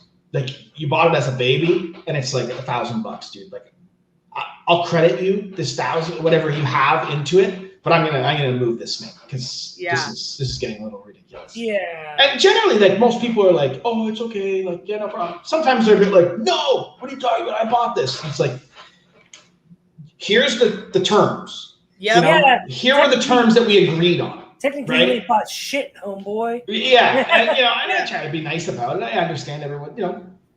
Stuff happens, right? Everybody has financial stuff, right? It doesn't matter who you are. There's always something to pay for, right? So I understand. I understand that side of the coin as well. But most people are pretty cool about it, right? You're just like, the ones that are a little frustrating are the, can I pay it off in March? Like, sometimes I'll do that over the winter for some stuff. Right. If it's November, hey, can I get until March until you ship? And it's like, yeah, it's cool. But what's frustrating is it's like, here's $200 on a $8,000 package. It's like, no.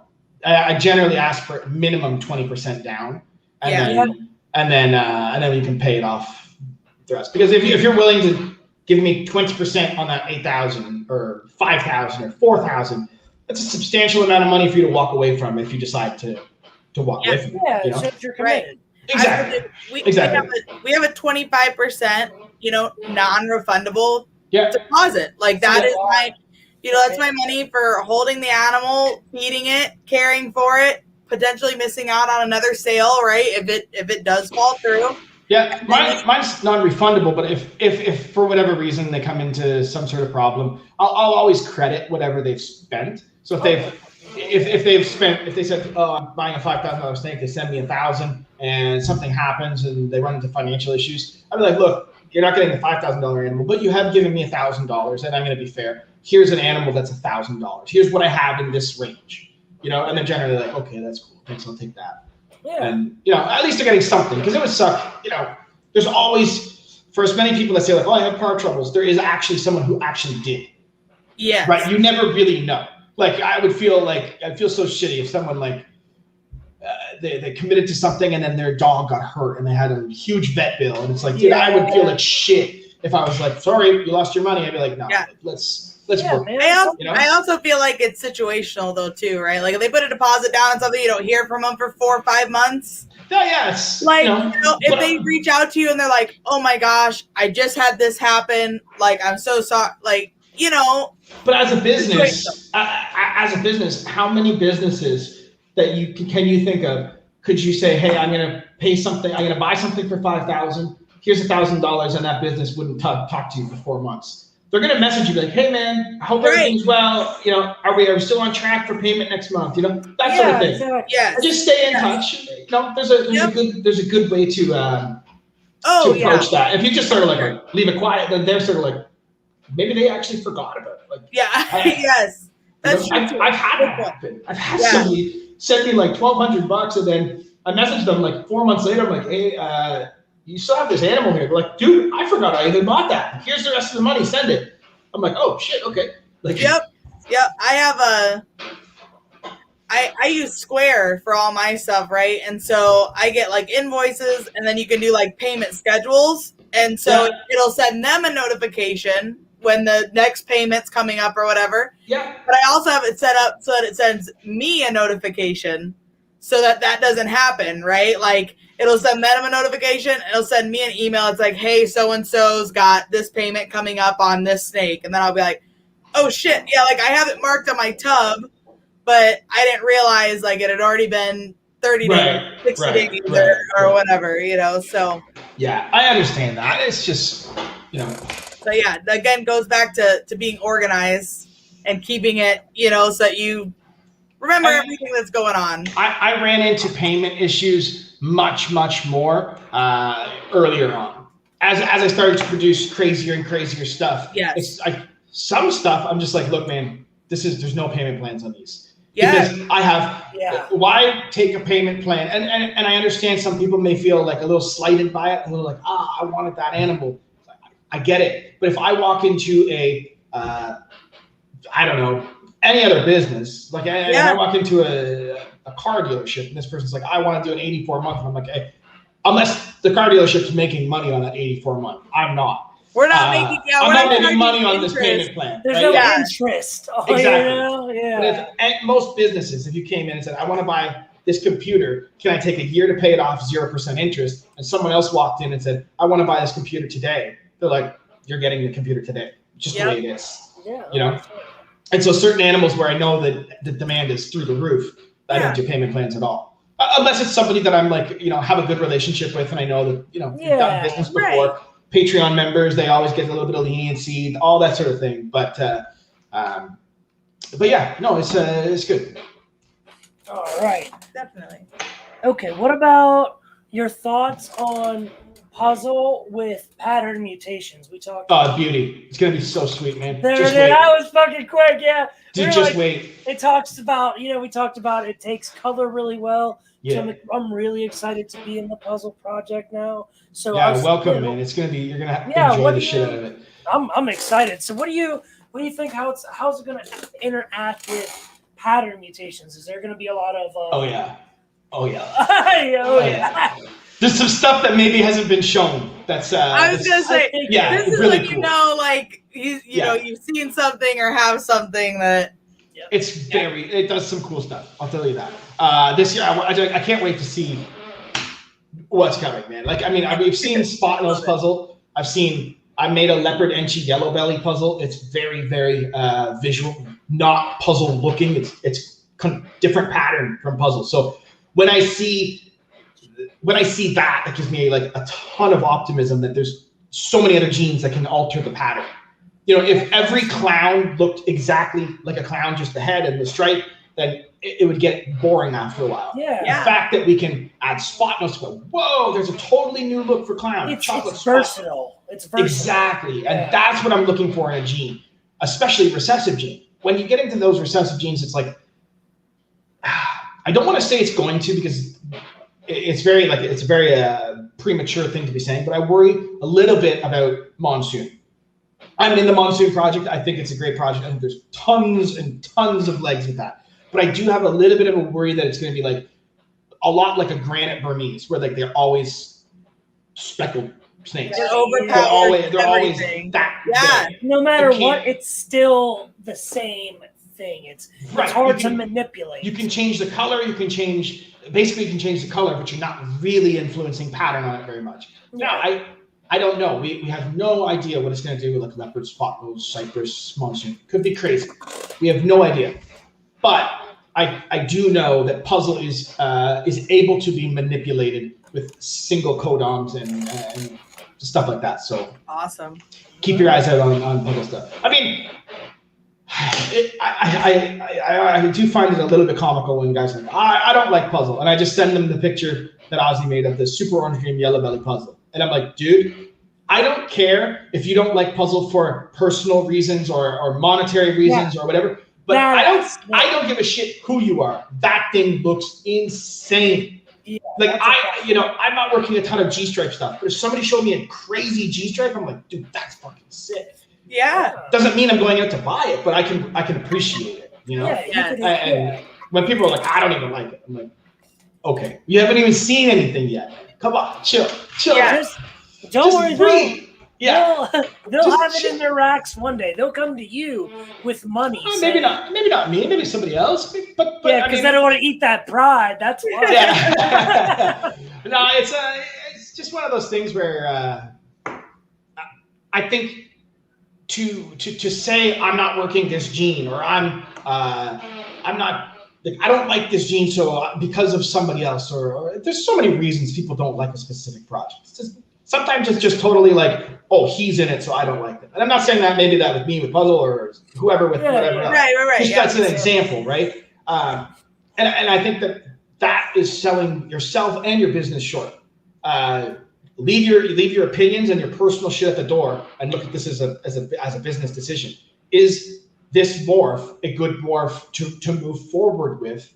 Does it have potential to be altered and changed? And can we develop a project out of this? And if you think the answer is yes, then leave everything at the door and buy. I bought snakes from people I do not like at all, but they had something that made sense for my business, and there's like, okay, let's make it happen. Yeah. I leave everything at the door. There's nothing personal. You're joking. Get out of here, nerd. You know what? Yeah, see, I'm not a fan of puzzle. That's fine. That's totally fine. But you're going to regret that. Yeah, you're going to regret that. Yes, and I think there's a difference, right, between like not being a fan of a gene in general, Yeah. But there's still going to be those few combos, like you said, the Brody yellow belly puzzle that you're just like, okay, I can't even argue that thing's sick. You know? Exactly. That's how I am with hypo. I'm not a huge fan of hypo. I'll say it all day. Yeah. But I think GHI Mojave hypo, GHI Mojave hypo clown, like hypo gorgeous. Dark morphs are amazing. But is it for me? No. And that's okay. I'm not a huge fan of Pied. I don't love Pied. But because I think a lot of Pieds are very similar. It's like, oh, we got a different color, different head, different. It's very white and blotches, right? That's what you get. Animal, yeah. So I find that like a little bit limiting. Now, with that said, you put like a super blackhead, whatever Pied, I'm like, dude, that's sick. Like it's one of my favorite animals, right? You start to put those animals out. Even though I'm not a huge Pied guy, I still like. I'm like, okay, like hats off, that thing's sick. You know? Always good combos. I think that's one of the biggest benefits, in my opinion. I'm a low white Pied person. I'm a no white Pied person. Sure, like, I'm no white. Yeah, you know that. I do like that 50-50. And a lot of people do, you know, but naturally too, like the human eye likes consistency. Like we like to see color white, you know, very consistent down the. You know why people love Pied? And it's a thing. It's contrast. It's what makes Desert Ghost so amazing. It's that like stark white to this. It's like whoa, it's super visual, and that's what makes Desert Ghost so amazing. It's like that pastel DG. It's like yellow and pitch black. It's like, whoa, that's like a very stark, contrasting animal. Yeah, all those super impressive combos, like the Dark Knight, for example, super high contrast. It's like very, very black with color coming through. That's what your eye looks at. Wow. Yeah. But when you get into that like watercolor, very soft, that's for some people. But the most people don't look at that and go like, that's incredible. Some animals definitely have, like you can get into like that very soft, like blurry look on combos, and some of them look insane. But I think if you asked 100 people, which one would you prefer? Most people would pick that contrasted animal, like a Pied or something like that. For sure. It's more visually appealing. I saw how could Ashen or Confusion not influence Monsoon? That's a great direction to head. But one of the things to me that I looked at was the leopard. Leopard influences almost everything. Yeah. Almost everything you put it in, it does. And I saw Billy made that leopard Monsoon. It's a fantastic looking animal, but it's very, very Monsoon. Yes. Right? You can see the leopard in it, but it's very Monsoon still. Now, I'm sure he's working Monsoon quite heavily. I'm sure he's going to cook up something that makes everybody go, whoa, okay, there you go. He's going to find that combo, right? But it's not like just the leopard Monsoon on its own. I mean, I would love to have that in my collection. Who the hell wouldn't, right? But it's still very Monsoon, and that's what I mean about it's not really affecting the Monsoon. Monsoon's winning over leopard. Right? Yeah. It's a strong gene. Right. Exactly. And whereas leopard wins in clown. Leopard wins in puzzle. Yeah. Leopard wins in most combos, actually. Genetic stripe. Leopard's pretty strong. Exactly. I remember seeing the leopard genetic stripe being like game changer right there, because it takes genetic stripe and flips it to be something completely different, you know? Yeah. Champagne. Exactly. Leopard generally tends to win. And so when I saw Monsoon win on leopard, I was like, oh, damn, Monsoon's very strong. Yeah. And I gotta look that up. There's nothing wrong with that. That doesn't mean the project's no good. And that's not what I'm saying at all. I'm not shitting on Monsoon. I have Monsoon and I'm trying to fucking make one. I'm trying to do it. But you just have to look at that project and go like, okay, maybe a ton of pattern in this is not the right direction. Maybe we can... Guys, just because pattern necessarily doesn't work with Monsoon. And I'm not saying it doesn't. It very well could. It's just my thoughts on what I'm initially seeing, right? So don't think I'm... Wow. No, that's not... I know you're not going to be able to see it, but leopard G-stripe really does look good. Yeah, right? So leopard tends to win on a lot of these recessive combos. I've never seen that combo. I was like, I need to look that up right now. But I think with Monsoon, very, very much, you want to go color. Like that's super OD yellow belly fire Enchi Monsoon. That's gonna be like whoa, you know. Yeah, you're enhancing genes. Yeah. What do you guys think of patternless? I mean, I know. Okay, so same thing. It's going to be it's very very likely. Yes. Pattern's going to do nothing, right? Yeah, Maybe right. we don't know, right? It's gonna be like a bottle of bleach. That's how I see it. I'm bleaching the snake out, man. Yes. Yeah. But Right. For fun, I don't have any patterns, but I've looked at the project and gone like, what would I do if I did? Leopard. And I would go into I would try to do some sort of Suma or super blackhead patternless pied.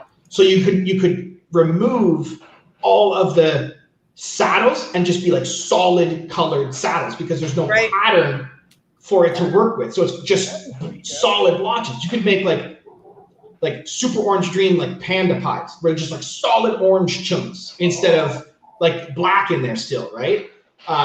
You could do, I look at it and go like, okay, desert ghost, pastel desert ghost. It doesn't just take a snake and go straight neon yellow. Boom, the whole fucking thing. Yeah. Like, whoa, this is a fluorescent light fixture. It's just a tube of yellow.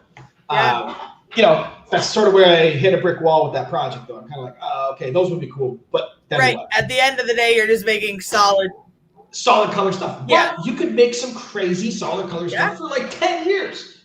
Yeah, and I always look at that as like, if I had somebody come into the collection and come to the facility, and I'm like, okay, here's this, and I opened a drawer, and it's a super orange dream desert ghost patternless, just a solid orange snake.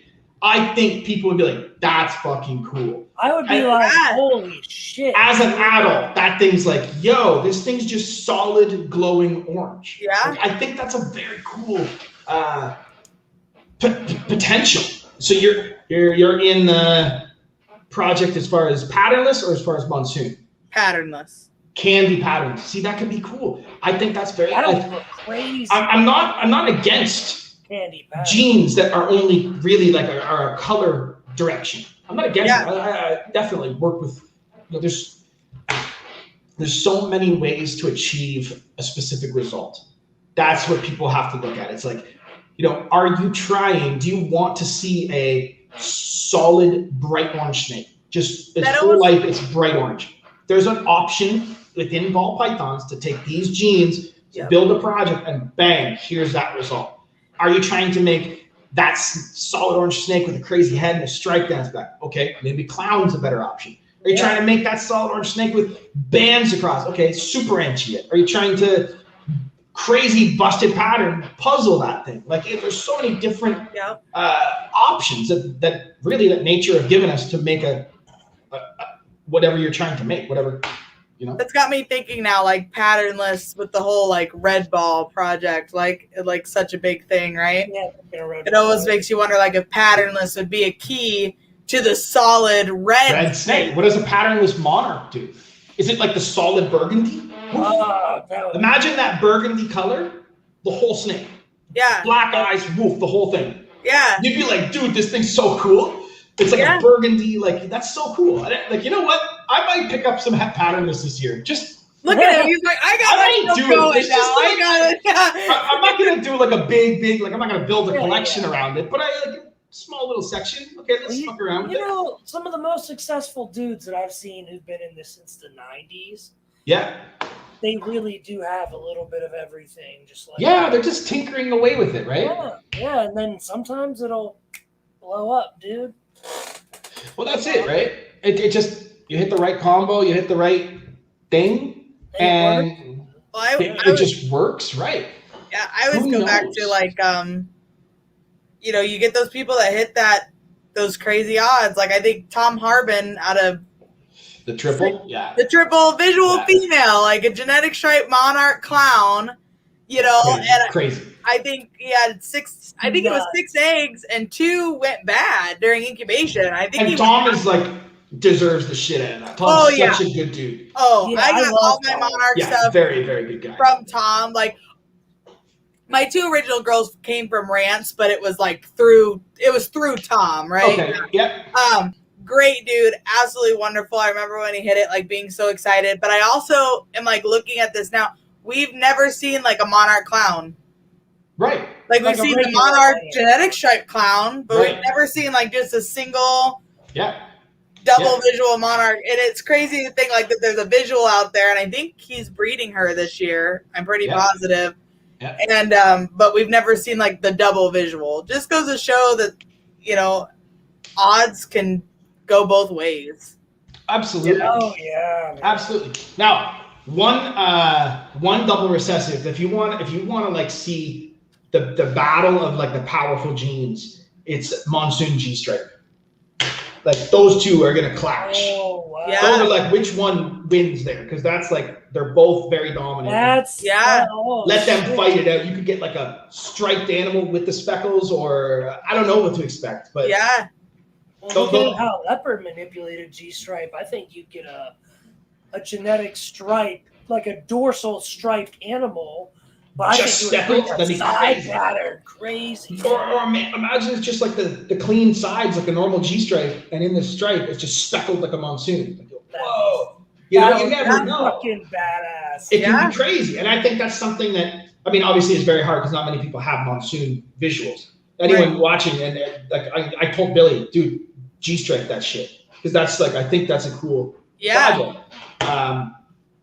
Whether or not, I mean, he's got all this other stuff that he's doing too, right? But I think if he has G stripe, I would definitely do it. And he's got enhancer G stripe, so put it to an enhancer G stripe, and might as well make it Desert Ghost. Holy crap! Enhancer, right? Might as well. In the meantime, you're doing it anyway. So I would if I had a monsoon male. Yeah. Like the enhancer genetic stripe, like even go back to Brandon's idea with like that solid yellow dorsal, and then like yellow underneath on the sides, but then like black. It'd be like a cheetah. Like you have like black cricket polka dots, and then a solid dorsal. Yeah. It could be wild. I spend a lot of time thinking of like, okay, what would that do? Like, what would these two do? Oh yeah. No one's working on that. Like right now, I'm currently working on puzzle tri-stripe, because I don't think anyone's working on that. So I'm like, okay, tri-stripe stripes it out, puzzle bands it. They're both able to be manipulated. Maybe we get a crazy result here. I'm waiting for eggs from triple het Desert Ghost cryptic tri-stripe female, and she was bred by that tri-stripe male that I bought. He's a visual tri-stripe, but he's also pos het DG and pos het cryptic. So likely he'll prove one of those. Right. And so either one I'm cool with. Prefer the Desert Ghost with my collection, but I think like, what does a tri-stripe cryptic do? No clue, no idea. But I'm excited to see that stuff. Just go on your own road. It's so important, and it makes things so fun. Guys, trust me, it doesn't always work. Okay, like you're gonna run into combos where like, I thought this was gonna be cool, and it fucking sucks. Yeah. But that's what makes it fun. If I mean, obviously, if every combo you hit's like a game-changing combo, you're laughing. You're like, great. But it's not always going to happen, right? You don't get that. Well, and I feel like it's almost like like I know I'm going to win, so it doesn't feel good. Like a gambler's high, almost, right? Exactly. Hit that. If you hit it every time, it's like, it's so cool, but you don't get that adrenaline rush. Almost. I'm sure if you like sat down with Justin and were like, look, Brad, you produce insane, like game-changing stuff every single year. Yeah. How many of those that you hit, how many times did you think a combo was going to be crazy and it didn't turn out the way you were expecting and you were disappointed? I bet you he has a ton of those. Yeah. Right? Yeah. If you give up on those, that's what innovation is. Like, okay, I'm trying this. Okay, it didn't work. Okay, I'm going to try this. That didn't work. I try this. Yep. Oh my God, that worked. Look at this. And just like, poof, insane, right? I know I talk about it almost every live, but super normal. Yeah, it's like a real expensive normal. Yeah. But I'm into I don't know if you've heard of KRG project or the Calabash Reduction Gene. Reduction, yeah. Yeah, so I had a male from that project that I bred last season. I bred it to 8 different females. That was my male that I got 8 clutches out of. He did great, stayed on food all season, all that good stuff. And it was one of those genes that I absolutely love because I threw it to a bunch of different stuff. I just wanted to see what it would do. Like, we'd seen it with its few things, but we hadn't seen it with hardly anything. And I was very fortunate that everything that came out of it was great. I mean, all of it was really good. Yeah. There was nothing that I was like, oh, I wish that wouldn't have gotten the KRG, or I wish that wouldn't have happened. Of course, there was ones that I was like, holy crap, this came out way better than I expected. Right. There's something to be said about having a gene that you can work with that is very versatile. You know, that kind of works with everything. It doesn't overpower anything, and nothing overpowers it. Like, it just kind of absolutely. It's very flexible. It proves everything without drowning it out, and it also doesn't get drowned out itself. Like, I put it with GHI, kind of expecting it to either take it or not be hardly visible at all, you know, because GHI is pretty strong. You know, you put it with a couple of things, it either overpowers GHI or GHI overpowers it. It doesn't really work and play well with others for the most part. So I think a lot of people are very quick to bail on something, or just like totally disregard something based on the first combo that's made. So for example, I've seen a lot of people, and they may be right. Maybe I'm totally wrong, but I'm willing to take the chance. But the tri-stripe clown, right? Tri-stripe clown on its own looks, it's a clown with the dots down each side of that stripe. It looks like a leopard clown, kind of, with dots down the side. I have a male. Yep. Now, that combo, if people were like, oh, that's a lot of work to make a leopard clown, it's like, yeah, I see that aspect too. Trust me, I see that more than anyone else probably. But I'm looking at that snake like, okay, there's not, this is a risk taking this. Like, this is not like that visual. Yeah. But if you gave up at that point, we could be missing out on so many cool avenues. Yeah. So like, for example, clown pie. Okay, clown pie. When clown pies first came out, they were not really that impressive. They were a pie with a clown's head. Yeah. And I looked at them and was kind of like, I don't know about these. And then more people started to work it. And then we got into like, Enchi clown pie. Okay, that's doing something. Then we got into like OD yellow belly clown pies and leopard Enchi clown pies. And it was just like this progression. And it's like, it got cooler and cooler and cooler as we went. And I think that the tri-stripe clown can do that exact same thing. I'm not saying it's going to. I'm going to work with it, and because I think that it has some potential. Right. And at the end of the day, I bought that animal specifically because I wanted to work tri-stripe, right?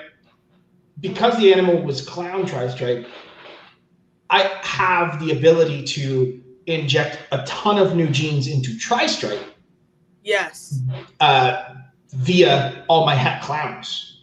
Yep. Right? So it's just like, bang, I can instantly start making Hurricane Cypress Spot Nose Clown het tri-stripe. Boom. Okay, now I have a Hurricane Spot Nose whatever het tri-stripe. Yeah. And I can breed that. Okay, what does that do in tri-stripe? What does it do in tri-stripe clown? Who the fuck knows? But have fun. Do it. Yes. Man, like, it just, at the end of the day, if it doesn't work out, I made clowns and I made tri-stripes. It's not that big a deal. Yeah. And someone's gonna buy them all. Exactly. Yeah. Well, enjoy it. Don't I think people try to take like this like very, very safe path. Like, I know clown's safe. I'm going to stay with that. And I get that because of the monetary investment. Like, you don't want to, spend $5,000 and next thing you know, the project's not worth anything. That sucks. Yeah. It happens. But, if you always play the safe path, you're never really innovating. Yes. Justin doesn't play it safe. Justin takes chances on all sorts of stuff. Sometimes they pan out and it's like, whoa, dude, how did that happen? That's what excites me. Not the like, I'm just continuously going to work clown. Well, and it's those animals that people weren't expecting that caused the holy shit moment, right? Like the, we're talking about Justin, like the Pompeii. No one thought that animal was going to look like that. Yeah. And then when it did look like that, people were like, holy, what the hell is that? And I think if you, like you said, if you always play it safe and people are like, okay, it looks cool, but that's what I thought it was gonna look like, right? It looks cool, that's about what I expected. But when you go off that beaten path and then you drop something that people are like, I never dreamed that was gonna look how the hell does that happen? Is when you get to blow up. That is innovation. That right there is what you like. That's what I strive for as a breeder. Who who the hell knew that a yellow belly looking animal and a yellow belly looking animal, I put them together and boom, freeways pop out. You're like, what the fuck is this? Oh, yeah. This must be a mistake. How does this happen? There's got to be something else at play here. There's got to be, like. But these things happen. Ball pythons have this tendency to blow my mind every single year. And sometimes it's tough. Other projects, I'm not even working. It's like, oh my God, how did that happen? Maybe I should start to like pivot a little bit and work into this sort of direction. My favorite clown combo of all time is the Dark Knight. No problem, no question. That is, first of all, it's an allelic combo in clown, very hard to make. You got to have a copy on either end every time you try to make one.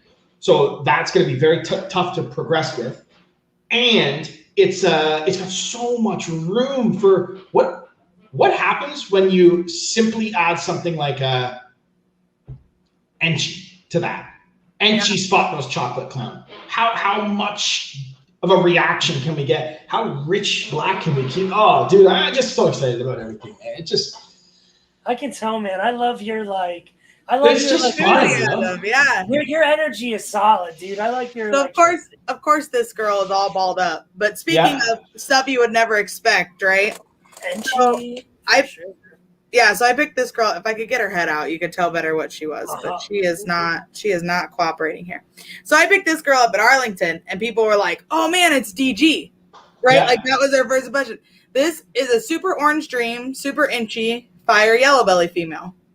I can see why they think it's DG. Yeah. It's a pretty clean combo. Right. Super clean. The camera is not picking her up at all. Plus, she rolled around in some filth. But yeah, it's like stuff you would never expect, right? Like, I picked this up from JSA, but I mean, pretty much you just throw a bunch of codoms together that work well, right? Inchy, orange, fire yellow belly, and something comes out that looks completely like. Holy shit, this thing looks DG, and it's just, it's just a super super. It's a loaded combo. But, again, most people aren't, I think there's a lot of, I love recessives. I primarily work recessives. I definitely think, they hold their value longer.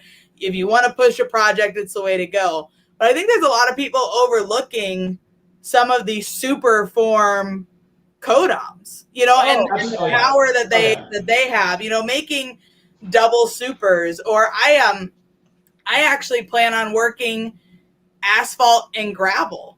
Like people have done so much freeway and highway. I love it. I think it's a great project. I have yellow belly, asphalt, gravel, and Spectre and Spark. I mean, I have pretty much everything but orange belly, in my collection. But as much as I plan on making some freeway and some highway stuff and things like that, I think there's a whole world that's unexplored in that complex of like asphalt to gravel and asphalt to Spark and kind of there's a whole realm that hasn't even been tested. I want to go down the white lace route. I want to dig into the white lace combos. I'm naturally attracted to contrast and bright, like that like pop. And white lace gives you that pop. Oh yeah. I actually want to see like white lace in non-bright combos, like white lace super blackhead, yellow belly, and chi, like that sort of like. I would like to see that as well. What does that do? Also, if you're looking for red, blackhead is a really, really, really good way to go. Like blackhead and chi, yellow belly. That's one reason I decided to take that blackhead lavender het pied to my Monarch stuff. Was I saw what Blackhead was doing with the red. I'll be interested to see once you put that maroon red over. I mean, Monarch just kind of has an overall red tone, whether it's the oranges or the burgundy, but I think it'll be interesting. Another, cypress was another thought, when I decided to pick up that cypress het. It's just again unconventional. Like a lot of people think black is dark. I encourage everybody to take shots and stuff. Take chances. It may not work out. What do you really lose if it doesn't work out? But if it does, like I'm a gambler at heart. Like I think one thing that everybody in this industry shares is we all love gamble. Because that's like what you do with every clutch. Yeah. Like, oh, these are the odds. I'll roll the dice on these. That's what we do. And And yeah, it's just one of those things. It's just like I am. That's why I love them. I love taking that gamble, that long shot. Yeah. Put me at a casino, I'm going right to a roulette wheel. Whoosh, take a shot at number 4. Like it's good, every time. So yes, yeah. That's just All right. So, we are. What you got? Oh, we got one more question, I think, right? Yeah. Anything other than balls? You got anything other than? I have a collection of hognose. Oh, hogs. Nice. So nothing other than snakes, though. It's just. I have a blue tree monitor. All right, fuck yeah, dude. Monitor buddies. Yeah, I got an Asian water monitor that was gifted. You said, oh, geez. Gifted to me. Yeah, I just got a little big. I just got a little tiny. Yeah. Yeah, he's about 4 feet long now. But he was dropped off at my table at an expo. The guy's like, I don't want this thing anymore, and just kind of dropped it off. So, but monitors are the best, dude. I love them. I disagree. Oh no! Yeah, they're like too smart, man. Like they're like, you have to like really work with them, and they're like, they're just not like a me type of species. Yeah, like, I love the species that are like a bit more like hands off and a bit more like I like the display. Like for me, my dream animal is an emerald basin. That's like the pinnacle of reptile keeping in my eyes, as far as like a display animal. That would be the one for me. I always tell people like having my monitor is like having a second child. I mean, it's like having another toddler that runs around your home but can climb your walls. Yeah, exactly. Like that. Yeah, exactly. And if I'm going to invest like that much energy and time into a smart animal, for me, it's not a reptile. Right. Personally. Fair enough. It's not a reptile. It's a mammal. Yeah. Because what mammals can do, like. Everyone's always like, oh, my monitor's so smart. I'm like, no, my Labrador's smart. This thing will outsmart your monitor every single time. Oh yeah. Just the way that like mammals are, right? Fuck yeah, dude. Now, monitors are smart for a reptile. That's true. They're much more aware, and like I see the blue tree monitor like looking and like trying to figure something out. There's a cricket on the other side of the cage, and it's like, there's something spinning in that head. Yeah. Whereas the ball python, I don't think there's much thought. I think it's just like, oh, grab it. Yeah. Yes. Very instinctual. Leave me alone. Yeah, exactly. Yeah. Like, but like I'm a dog guy. Like I just love dogs. I love dogs. I have 3, so I get that. But I do think it's funny, right? Because like I do set work with my she's a Doberman Coonhound mix. She's a rescue. Okay. Yeah. And so she's very good at set work. Like, oh yeah, I could put a trail through the house and she will follow it like nose up, down and nose down. She'll follow it up on like a shelf that I brushed it over. Like she will do the whole thing. I also started working my monitor on set work. Okay. He does the same thing. I can set up the same trail for the same 2 animals, and they will both follow it exactly the same way and find the scent. So it is interesting. Now see how it works. Run that test on 50 acres, and your dog will go. Oh yeah. Oh yeah. Forever. Sure. You know, For it's just the way they're built that way. Yeah, exactly. It is interesting to see a reptile be able to follow cool a as hell. Yeah, they're super cool. Yeah. Like I mean, a Komodo is like a bro. That's a pinnacle lizard. Yeah, yeah. You know that thing's insane. But I agree though. You know, and just physical ability at some point makes a difference, right? Like my dog knows how to ricochet. Like I can point at a tree and she'll run up the tree and like backflip and catch a ball and come back. You know, at some point, physical ability overplays intelligence, right? And I like that when I come home, my dog's like, "Oh, hey, what's up? How's it going? How was your day?" Like, your monitor's kind of like, "You're home. Feed me." Like, it's like a little bit more primitive, right? Oh, the bringer of food. Come scoop my exactly. Yeah. Yeah. I've got a German short hair, and then when she sees a bird, you can see like this, like, okay, I'm gonna fuck you up. I'm gonna find a way to get you. But she's like the one like around and like that it's just fun to watch. It is, yeah. She never catches birds. I will say, like, because my monitor can fit under my racks. Yeah.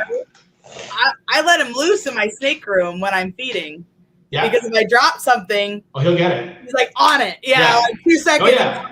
Where my dog does the same thing, right? But she can only point to where it's under the rack. Right. And then I've got to get down and like try to fucking grab the rat and all this. Yeah. I can just let him loose in here and he'll just wait. And if one hits the floor, like, gone. I've seen a buddy with so have you ever been feeding? And I feed live, so I grab them with the tongs and I open the tub and I put it. Yeah. And sometimes, like as I'm letting go of the rat, it'll like jump out and then like go in between bins into the rack, and you're like, oh, for fuck's sake!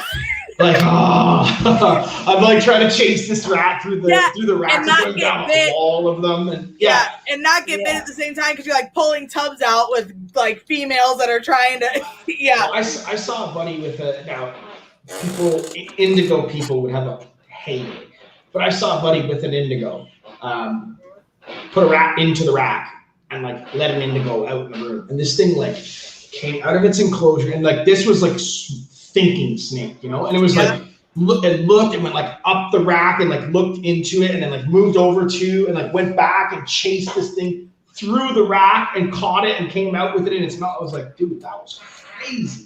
Yeah. This is my rat catcher. A cat? I literally just called this cat like, and that means that there's a rat in here. Yeah. So this is Doug. I don't even feed him. Doug, I like that. Yeah. So he's new. He's new. I like just got him.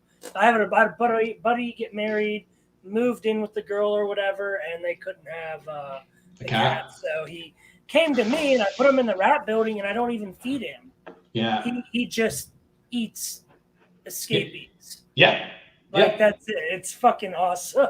Yeah. The cats have that cool I don't care about you.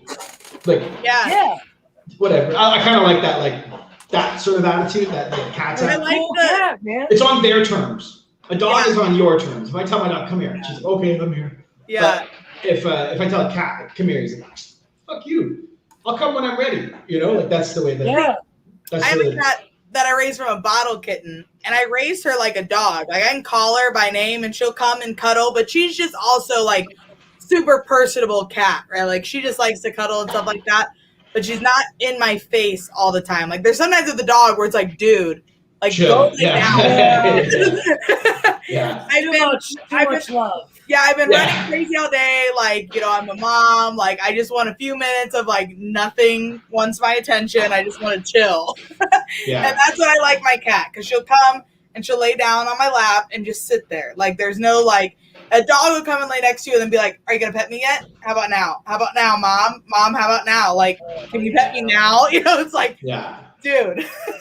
There's something to be said about monitors. I mean, as far as I'm not saying I don't like monitors. I really do like them. I'm just not the right person to work with a monitor.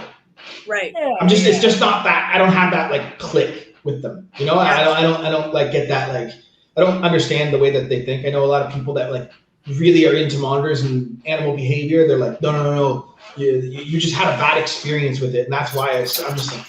What do you mean? I just put my hand in there. Like I didn't do what I do. I don't like work that bad way. happened, bro. Yeah. It ain't working out. Yeah, exactly. No, I agree. Trying to change its water cup, and it's like, that was a bad experience. I'm like, what did they do?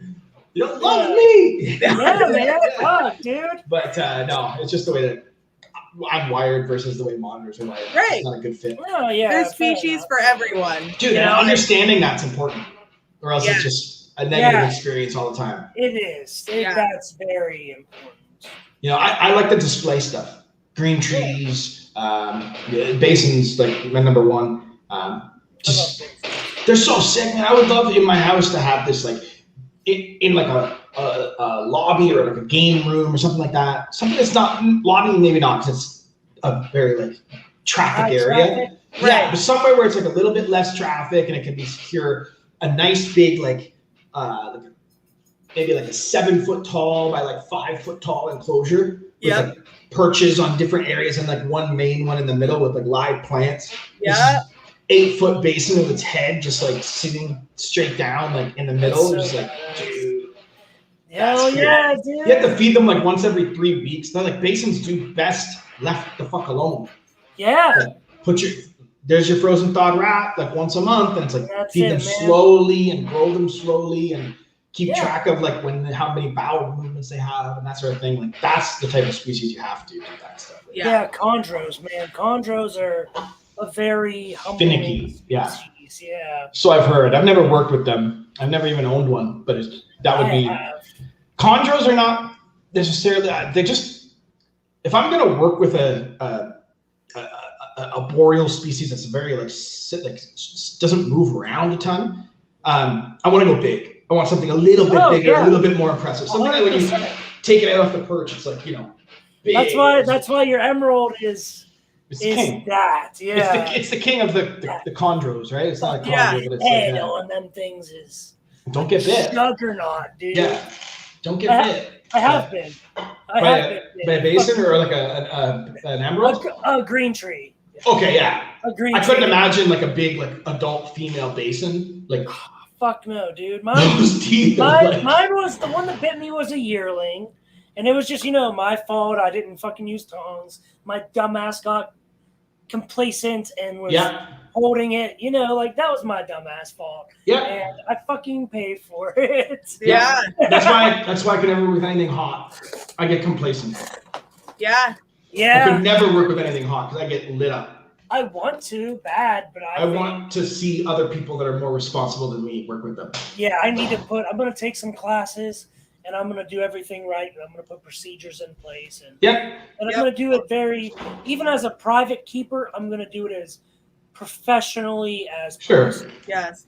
That's the only time I've been bitten by my Asian water monitor. Like people, and it hurt. I mean, I believe it. Asian water monitor started death rolling. It was like, oh, I bit this, I pulled it, it didn't come with me. Now we're gonna start, rolling with it. I'm gonna tear it off. Yeah, exactly. Yeah, and totally my fault. We'd been fishing, we'd been out fishing, and I came home. And he's very personable where I do come home because of the front of his cage. He's like, I want out because I let him roam around and stuff. And I happened to be on the phone and I opened the cage and I motioned like you do to a dog, come here. And he came up and smelled my hand and I had been fishing all day and he grabbed a hold of my finger and started rolling, because he bit and it didn't come. Was super easy. I literally just picked him up. I put my hand under him and picked him up and he just stopped and looked at me and then crawled up and laid on my shoulders for an hour. He was like, I'm sorry. I did not realize it was finger, but see my dog, she'd never bite me after fishing. Yeah. She knows. She knows. This is true. She would never bite. Yeah. She has that no.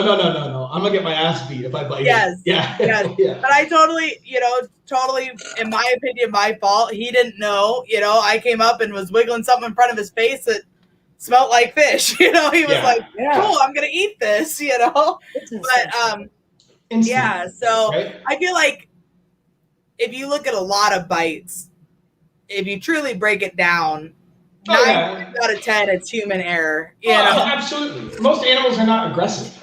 Yeah, it's not an aggression thing. Yes, it's you open the cage. You open the cage and stuck fish in my face. Yep. Bite it. Yeah. That's just what happens. Eat it. Exactly. Yeah. So fun fact, and this is a true fact: humans are the only species in the world that will kill for no reason. Yeah. I feel like cats. Yeah, I was gonna say bobcats will kill for fun and domesticated cats. Our cat kills chipmunks and just eats its head. Yeah, I'm like, dude, you're a little savage. Stop doing it. Yeah, there's always an end result though. Even with the cats, at least they eat it. Humans are a bad species. They're shitty species. So we're fucked up. Bobcats. Here anyway, the reason why they are so invasive is because they will hunt strictly just for pleasure. So they will kill something and then leave it, and not do anything with it.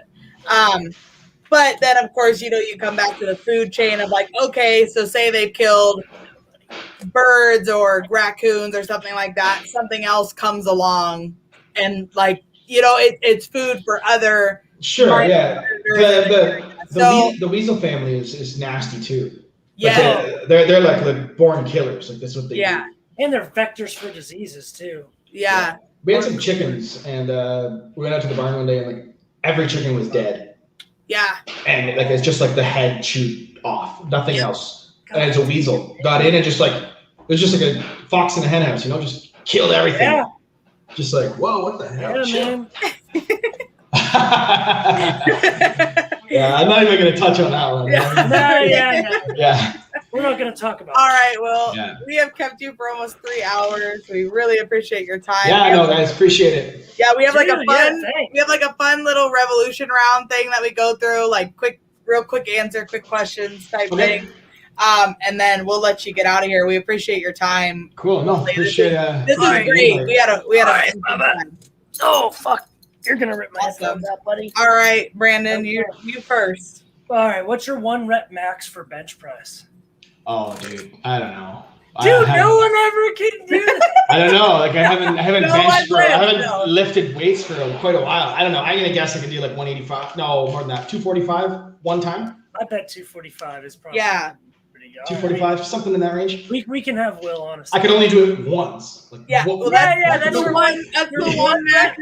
Yeah, and I would be like lightheaded after, but I could probably get that. Yeah. Will turns all red. I did. Dude, I did 325 one time, and that's heavy, my nose bled. Yeah. Like I was like, shaking, going up so slow. Yeah. My nose started to bleed. I could taste iron, and then I racked it and was like, I don't think my joints can handle that anymore. Yeah. Because I'm 30. All right, well, talking about the morph, okay, is it caramel albino or caramel albino? I think that's probably just a dialect thing, like depends where you're from. I say caramel. Yes! It's caramel. I got another one. No, it's definitely fucking caramel. No. I don't know, like, how's the word spelled? Caramel. Caramel, thank you. It's caramel. Caramel. That's what I said. That's what I said. Caramel. Yeah. All right. Oh, I got another one. We're gonna have to go back at the end of the year and like tally up how many each person. I know. Anyway, next one. All right. So your shit tickets, right? Your toilet paper, your shit tickets. Okay. Do you do it over or under? Honestly, I don't pay any attention to it. Yes, thank you. I just put it on the thing. I do it over, man. Yeah, I don't pay. That's not like a thing that bugs me. I feel like I can't trust someone who fucking goes under, man. Yeah, I never change it. Let's put it this way: if it ends up on the toilet paper roll, I didn't have to do it. Like I'm impressed, right? Like if Kyle or the 6-year-old puts it on there, I'm like, awesome. Yeah. Usually it's on top. I got the one against the wall. They'll just take the whole roll, like it's supposed to go this way on the roll, and they'll set it up and leaning against the wall. I'm like, actually, you said it there. We have one that's like a tower. And you stack multiple ones on it, and you just use the top one, so it tears sideways. Yeah. Look at that. Yeah. Tear. Yeah. All right, so this is pretty true. Oh, hold on. That's pretty true because I'll tell you, one time I was deployed and our showers got blowed up, and I didn't shower for longer than 90 days. And we were just taking what's called a whore bath, where it's just baby wipes, man, and it fucking sucked. Didn't get paid enough to go to war. Your question, Liz. Yeah. All right. USA versus Canada Olympic hockey. Come on. Yeah, USA all day, right? Yeah, all right. That's what I thought. Let's look at the last 20 years. No, let's not. Well, I mean, let's look at history. Let's right? not. Yeah. I mean, that's I don't know who even would be on your team. That would be let's stick to football and baseball, and basketball. You guys got those. You guys have those, but hockey, that's ours. Yeah, that's yours. You guys have. That's ours. Yeah. All right. So our last question then, right? How are you revolutionary Probably not. Just me. Literally what everybody says. I'm probably not. Yeah. Just me. This is the portion of the show you get to brag on yourself a little bit. I don't really do that. I don't know. I just how my revolution. I don't know. I think we hit on several areas tonight, right? The go your own pathway, I think, is huge, right? Like, stop following what everyone else is doing. I see everyone going this direction, so I'm gonna go this direction. Which I know other people do too, but that's a big thing. Yeah, and, sure. I can see that. Well, that's something you did before people knew to do that. Yes. What's something that I did that before? I mean, I don't know if it's necessarily that I knew to do it before people, or I was just doing this a little bit longer than most people are that are in the business today. Maybe the double hats, like really focusing on double hat stuff.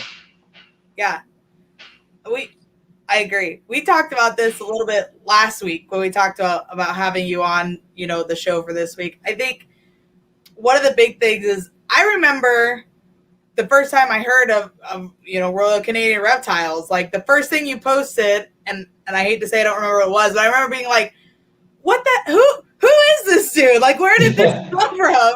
Yeah. And then going to your page and realizing like you had tons of it, you had tons of stuff that no one else had. I think one of the biggest things to me was you started in it, and most people start, and it's great to be able to follow along someone's journey as they get bigger, right? But in a way, when we're doing that, we are looking for other people's confirmation of what we are doing, right? Because we're posting something and they're like, oh, that's so cool. And then I post something like, man, I can't believe you made those this year. Like, you're getting better, you're growing, you're doing so great. Will was just like, you have so much raw passion that you just you didn't need other people's confirmation. You did what you thought was right. And stay the course, with like, here's the result of that passion of not needing other people's, everyone else's input. I'm sure you had mentors and people you talked to and people you shared with and stuff, but not posting it for the whole world to be like, you're doing it, you're doing good, keep going, or like, oh, it's never really been. I never really needed that pat on the back. It was just kind of like, just do your thing. With everything, right? The more that someone says like, this just doesn't work, this project sucks, I'm more like, oh yeah, okay. Watch this. I'm gonna try that. I'm gonna help this. That gets me like. Exactly, right? Yeah. Like, it's like I took the kid in, elementary school. You can't throw the ball that far. Like, I'm going to blow my shoulder up to throw that ball. Just to throw the ball that far. Yeah. I'm that guy. I constantly tell people, like, Kyle found out real quickly, like, the worst thing you could say was you can't do that. Yeah. Like, because even if I didn't want to do it anymore, even if I had decided you're right, it's a shit idea, the fact that you said you can't or you won't, like, I would... I'm doing it now. There's no going back. Yeah. Like, it's happening, whether it's a good decision or not, we're doing it, and I feel like, not needing someone else's confirmation will take you a long way. I think everybody should focus on what their vision is, not what someone else's vision is.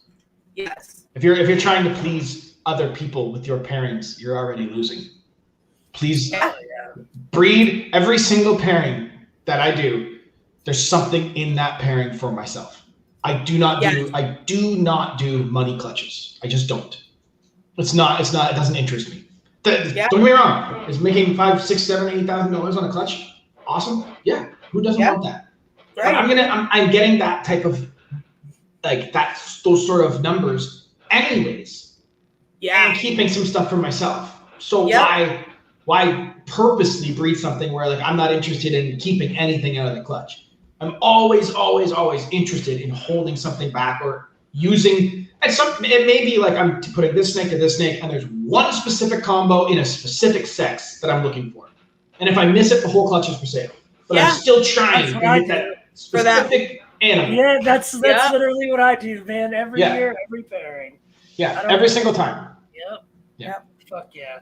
Well, all right, brother. Well, we appreciate you. No, I appreciate you guys having me on. Seriously, it's a good time, good chat. Yeah, awesome. Thank you so much. We really appreciate it. We didn't even get through all the questions, so we're gonna have you on again, dude. Yeah, let me know. Yeah, for sure. This is great. I kind of like it when we go off script. Yeah, it's good. We always get good conversation. It's nice. Yeah, just chat. Yeah, and that's the thing. I can talk about snakes. You talk about snakes, we could be 4 hours. And that's why we try to keep it close to that 2-hour mark, because otherwise we go on for 5, 6, 7 hours. And we kind of try to keep this channel that way. I mean, it's really just us chit chatting. It's just us talking. We got some questions lined up in case the conversation gets slow, but for the most part, we want education. That's what we want. Yeah.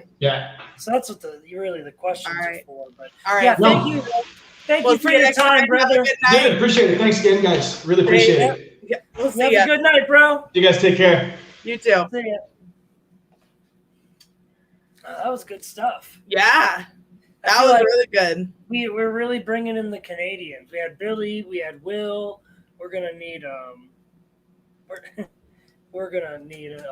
who's Chris Ward, man. We gotta get Chris Ward. Ward. I'd love to get even Austin, Lord of Lion, get those guys on, and I know they're making some big stuff that isn't really getting out there. I think Lord of Lion's always had really good stuff. You go watch his YouTube alone. He has for sure species, and he really loves his animals, man. I know. Yeah, his bearded dragons are just he has good on another level, and so spoiled, both at the same time. No, that went really well though. Yeah, definitely, Dave. We talked about some investment side of stuff, and that was a big one. So what do we we have someone next week yet or no? I don't have anyone lined up for next week yet. Dude, we should just get Chris Ward. Hey, Chris. You out there, buddy? I'm gonna screen record this and put this on the internet tomorrow when I wake up. Chris Ward, you're invited to come do Reptile Revolution on the 14th of July at 9 p.m. Eastern Standard Time. There we go. So see you next week, buddy. Don't fucking leave me hanging. He probably will. He'll probably just be like, no. His reply will be no. I have faith in Chris. He's a good man. That is true. Chris is solid dude for sure. Let's get the next best Canadian in here next week. I'm calling it right now. Chris Ward's doing it. Yes. All right. Yeah, and then the week after that, I'm really excited. We have my personal exotic veterinarian coming on. So guys, if you have questions, comments, that kind of stuff, please feel free to shoot us a message. There's lots of good questions. I'm not going to be asking questions like, how do I diagnose my snake myself? Or where do I get, personal medication for my animals, right? We're by the book stuff, right? But I think questions like, I found out my snake has an RI or a prolapse. What do I do from the interim of now until I get to the vet, right? Oh, yeah, man, for real. Because there's stuff you don't like. I had a female banana lesser have a prolapse. Yeah. And luckily, I knew, hey, warm sugar water in the exactly, yeah. Way to the vet, and I still couldn't. That animal still to be euthanized. It fucking sucked. Professional exotic vet. Personal professional exotic vet. Yeah. I literally just called Chris Ward and it went straight to voicemail. He's like, no, dude, it's gotta be. I put it on speaker and everything. I was gonna hold it up to the microphone and it's gotta be midnight there. Oh fuck, I know. All right, guys. We'll see you all next week. Tentative Chris Ward. With Chris Ward. Good night, guys. Bye. Thanks everyone for tuning in.